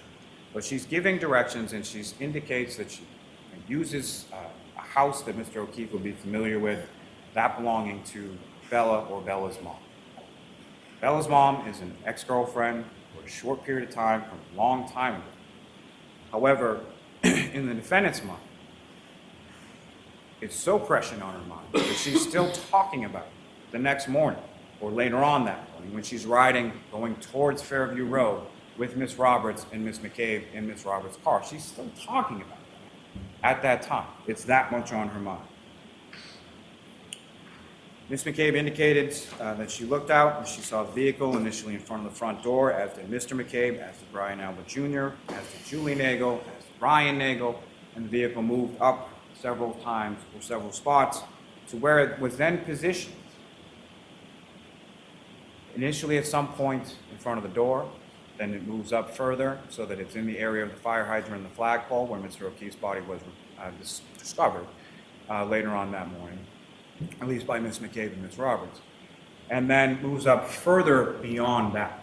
And I say that in the sense of it moves up further beyond that with sufficient distance for it to then go in reverse for 62.5 feet at 24.2 miles per hour, striking Mr. O'Keefe and leaving him where he was found later on the 29th. Again, the testimony from Ms. McCabe that about 12:40 when she's texting him, she indicated in her testimony she couldn't be certain if Mr. O'Keefe was still out front or had left at that point. She wakes up to a phone call from John's niece Kaylee at 4:53 in the morning. This is from an 8th grader, 14-year-old girl. That's why she answers the phone at 4:53 in the morning. She then hears the defendant screaming loudly over and over again, "Jen, Jen, Jen. John didn't come home, got in a fight, left him at the waterfall." The variations, the different iterations of that story as it evolves and changes over the course of that morning. Ms. McCabe then indicates to the defendant, "We saw you outside of my sister's house." Then she starts yelling, "Jen, Jen, did I hit him? Could I hit him?" Then they start discussing, or the defendant brings up her cracked tailbone. Then both Ms. McCabe and Mr. McCabe hear the defendant screaming outside of their home at about 5 o'clock in the morning, or shortly after 5 o'clock in the morning. They go to Mr. O'Keefe's house. And both Ms. McCabe and Ms. Roberts indicates, and you heard this testimony from a number of different witnesses, friends and family of Mr. O'Keefe, that he had a rule, pretty strict rule in his house as far as you take your shoes off when you come in the house. And so what did Ms. McCabe and Ms. Roberts both do when they're entering in that house on January 29th? They take off their boots, they get out in the snow, they take off their boots in the mudroom, and then they walk in. What did they both indicate that the defendant did that morning when she came back to the house? Walked right in with the shoes. You hear that second voicemail. It's after the defendants arrived back at One Meadows Ave, after her phone is reconnected with Mr. O'Keefe's Wi-Fi. And you can hear the footsteps. Part of that may be in the garage, part of that might be in the house. Why is it that the defendant has no issue with wearing shoes in the house when Mr. O'Keefe has that strict rule? Because she knows where he is. She knows it's not an issue, he's not coming home, because she hit him with her SUV and she left him in the snow. Ms. Roberts and Ms. McCabe are frantically sort of running around the house looking for Mr. O'Keefe. The defendant's not. They then get in the vehicle. They drive back towards Fairview Road, and again, the defendant from the back seat of the vehicle immediately sees the defendant, starts pulling and kicking on the door, and runs in sort of a beeline straight over to where Mr. O'Keefe is laying on the front lawn.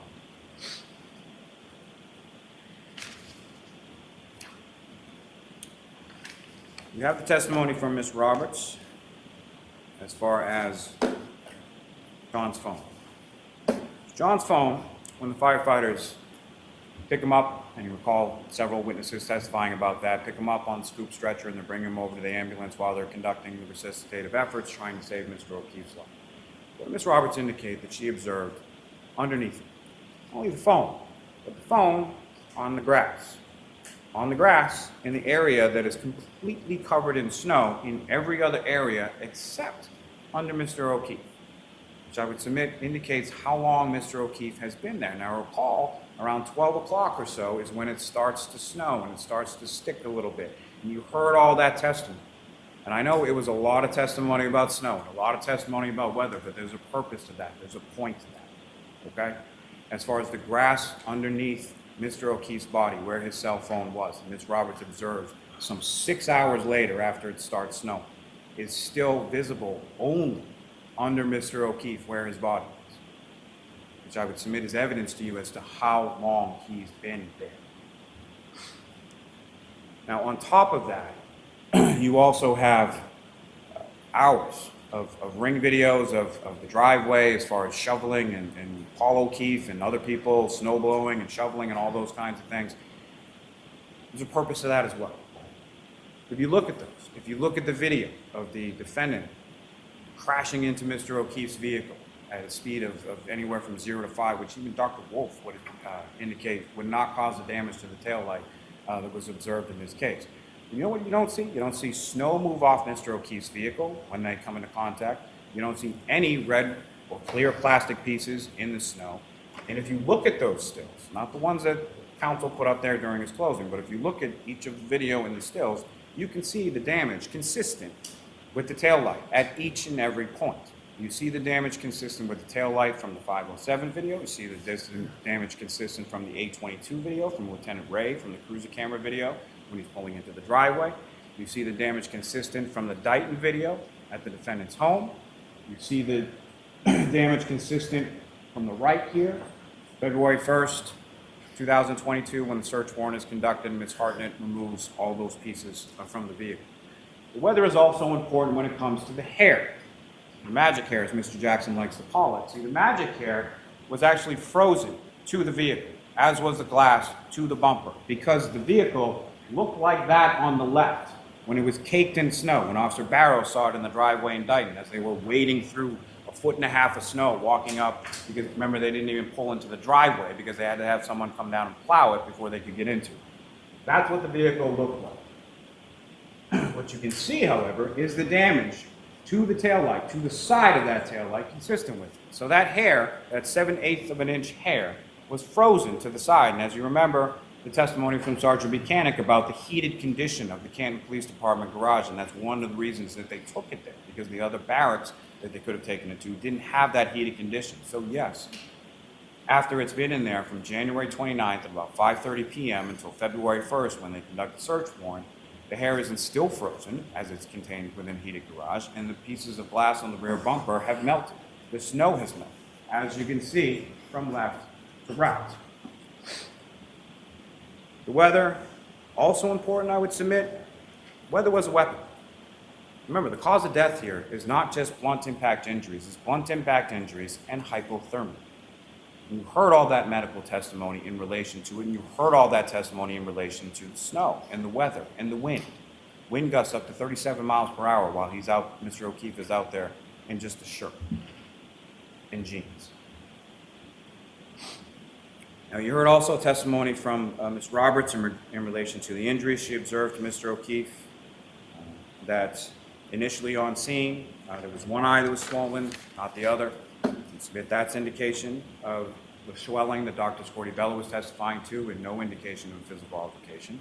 And then both eyes being swollen when Ms. Roberts viewed Mr. O'Keefe's body after his passing at the Good Samaritan.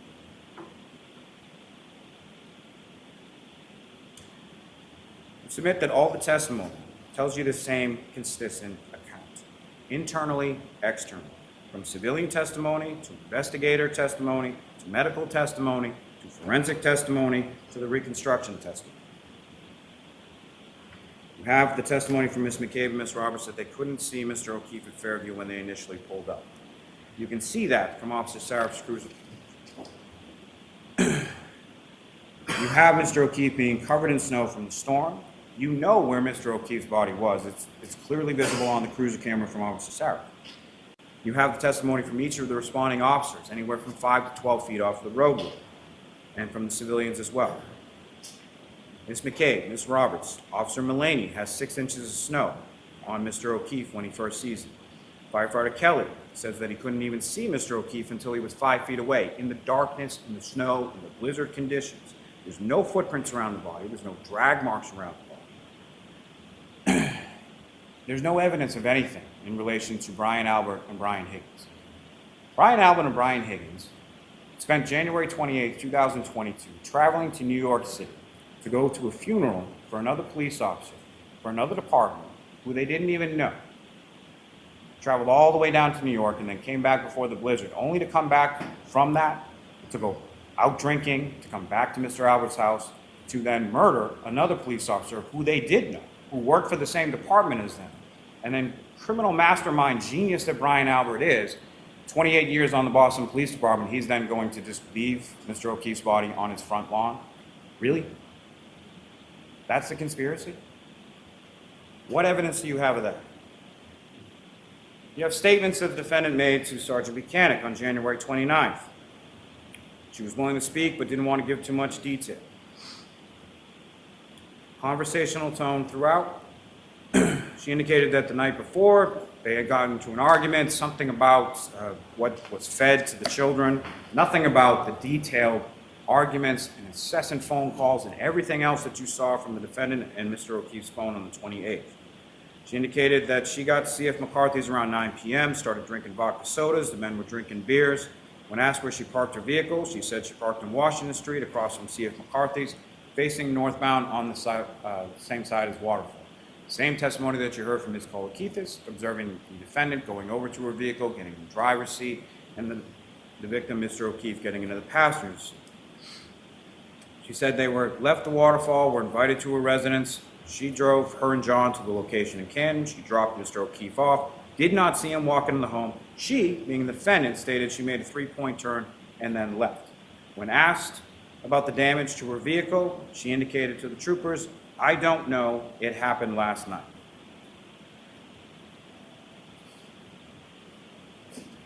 June 2022, you have that other recording of that other version that she now has evolved into, as far as stating to Sergeant Buchanan, "Are you aware that John was beaten up by Brian and Colin Albert? We're all in on the same joke, right? John was pulverized and my taillight was cracked." What evidence do you have of that? Mr. O'Keefe never went in the house.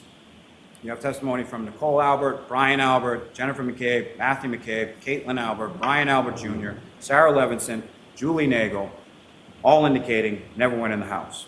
John O'Keefe's phone never went in the house, from the testimony and the data points that you have from Trooper Garino. You know how Mr. O'Keefe was dressed, and you know the defendant knew that. You have the testimony from Kurt Roberts, Jennifer McCabe, Matthew McCabe, Karina Kolakithis, Nicholas Kolakithis, Brian Albert, Nicole Albert, Brian Higgins, all indicated in their testimony, and the defendant knew, based on her questions to the firefighters the next morning, that Mr. O'Keefe was not dressed for the weather when he left the Waterfall. The weather was a weapon. You have the testimony about the car, the defendant's car being there in front of the house, moving multiple times. You have that from multiple sources. You have that from Matthew McCabe. You have that from Jennifer McCabe. You have that from Brian Albert Jr. You have that from Julie Nagel. You have that from Ryan Nagel. You have the testimony of Ryan Nagel, Ricky D'Antonio, and Heather Maxon. Ms. Maxon indicated she saw a male passenger, female operator, as the vehicle was turning. So remember, they're coming towards Fairview at the same time. The defendant, after conducting that reverse or three-point turn on Cedar Crest, is then taking a right onto Fairview, while Mr. Nagel, Mr. D'Antonio, and Ms. Maxon are taking a left onto Fairview. Mr. Nagel indicates that Mr. D'Antonio then flashes lights. During that time, Ms. Maxon can see inside the vehicle. She sees a male passenger. She sees a female operator. They follow the vehicle as they're turning onto the street. Lo and behold, they're going to the same residence. They park. There's nothing in between them and the defendant's vehicle. They indicate that at no time do they see anybody get out of the vehicle. At no time do they see any damage to the vehicle, or it hasn't happened yet. At no time do they see anyone leave the vehicle and go into the house. The vehicle moves up on different successive occasions, as testified to by Mr. Nagel and several others. And then as they're passing that vehicle, Mr. Nagel indicates that he sees a female operator in the vehicle with the dome light on. Interesting, when I asked Mr. Nagel, as far as when Julie Nagel came out to the vehicle, did he roll down the window or did he open the door? He indicated he opened the door. And I asked him, what happened when you open the door? What happens when you open the door to a vehicle? The dome light comes on.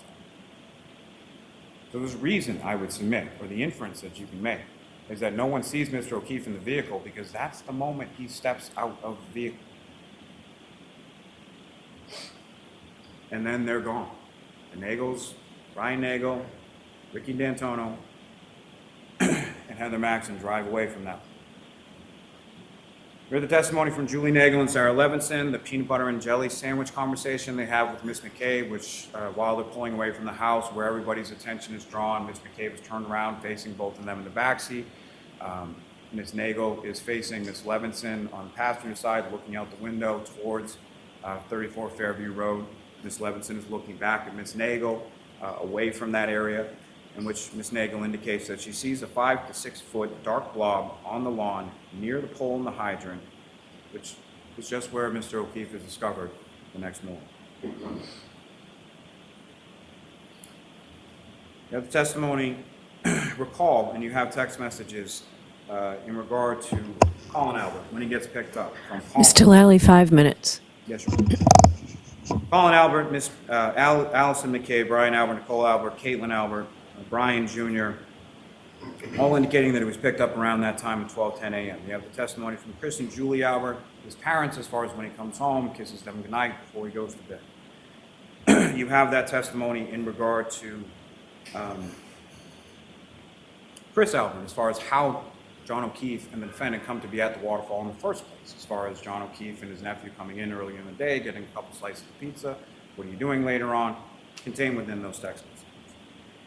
You have the testimony from Lieutenant O'Hara, Lieutenant Tully, Sergeant Mechanic, about those items being recovered. And in particular, the items being recovered on January 29th by that search. What did Lieutenant O'Hara say? The items were found close to the curb. The items were at ground level. 3 feet of snow that they had to sift through in order to find those particular things. The detail or the delay in the recovery of evidence. The photos in the video, most of which you have in evidence, is earlier in the storm. This is before the 18 inches of snow falls down, before there's drifts and 3 feet of snow in places. They found the evidence where it had been at that same ground level, in the grass, under the snow, at 34 Fairview Road. We heard all of the medical testimony, which I would submit is consistent, from firefighter Formati to Dr. Rice. We heard the testimony regarding the defendant's blood alcohol concentration from Dr. Fowler and Nick Roberts, 93 milligrams per deciliter, 0.07 to 0.08% at 9:08 in the morning. We heard it, Mr. Roberts' testimony in regard to the retrograde extrapolation, 0.13 to 0.29, extrapolating back to the time of the operation. The defendant admits to drinking vodka. It's on the receipts from C.F. McCarthy's and from the waterfall. And you have the witness testimony in the surveillance video in regard to that. The forensic testimony that you have. In regard to the medical testimony, you have the sort of pattern abrasions, the clear plastic that's recovered by Lieutenant O'Hara and Lieutenant Tully on January 29th. The clear plastic that has the dimples on it. No one, not Trooper Paul, not anyone, at any point in time, ever said that Mr. O'Keefe's arm was out like this at the time that he struck and that he did a pirouette and then flew 30 feet in the air. 12 inches of abrasions that the doctors were, the biomechanical people were talking about yesterday, 12 inches and then 6 inches for the tail end, is easily solved by this. And the dimples on his arm are, that I would submit are consistent with the dimples on the taillight cover piece, are right around this area of the elbow. You have the testimony in regard to forensics, as far as Mr. Porto, Mr. Bradford. John O'Keefe's DNA is on that taillight housing, on the housing.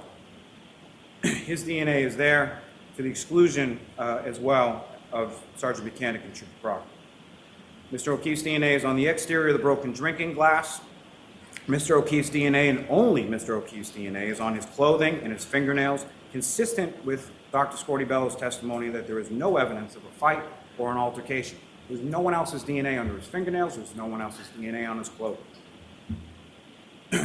You have the testimony from Ms. Hartman, Trooper Paul, as regard to the damage that they observed, the dent, the scratches, the 7/8 of an inch hair. You have the testimony from Ms. Chart in regard to the mitochondrial DNA profile from that hair being consistent with the DNA profile of Mr. O'Keefe.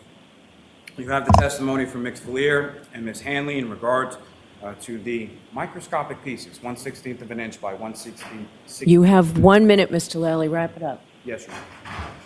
All consistent with the pieces of taillight that are found within his clothing.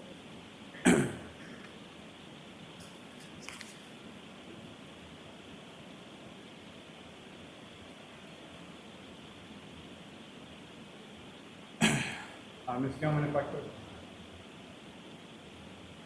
605, this is what this vehicle looks like backing up at that speed for approximately that distance. There's another, years and years ago, started practicing in Norfolk County, in Braintree, what is now Quincy. I eventually became a far smarter man than myself, eventually became President of the United States. His name was John Adams. John Adams once wrote, "Facts are stubborn things. And whatever may be our wishes, our inclinations, or the dictates of our passions, they cannot alter the state of the facts and the evidence." What the constellation of the facts and the evidence ineluctably demonstrate here is that the defendant drove her vehicle in reverse for 24.2 miles per hour for 62.5 feet, struck Mr. O'Keefe, causing those catastrophic head injuries, leaving him incapacitated and freezing to death. Mr. Lally, I have to stop you. You've gone over. Okay. I literally have one sentence. One sentence I'll give you. From that facts and that evidence, I would submit ineluctably demonstrates her guilt on each of the indictments before you, and I would ask that you find this. Thank you. Well, there you go. There's been a lot of tribalism in this particular case. Some of you believe that the state's proven their case. Others believe that they've done nothing more from the defense perspective than prove there's a conspiracy. I'd like to know your thoughts, and I hope you'll put them down below.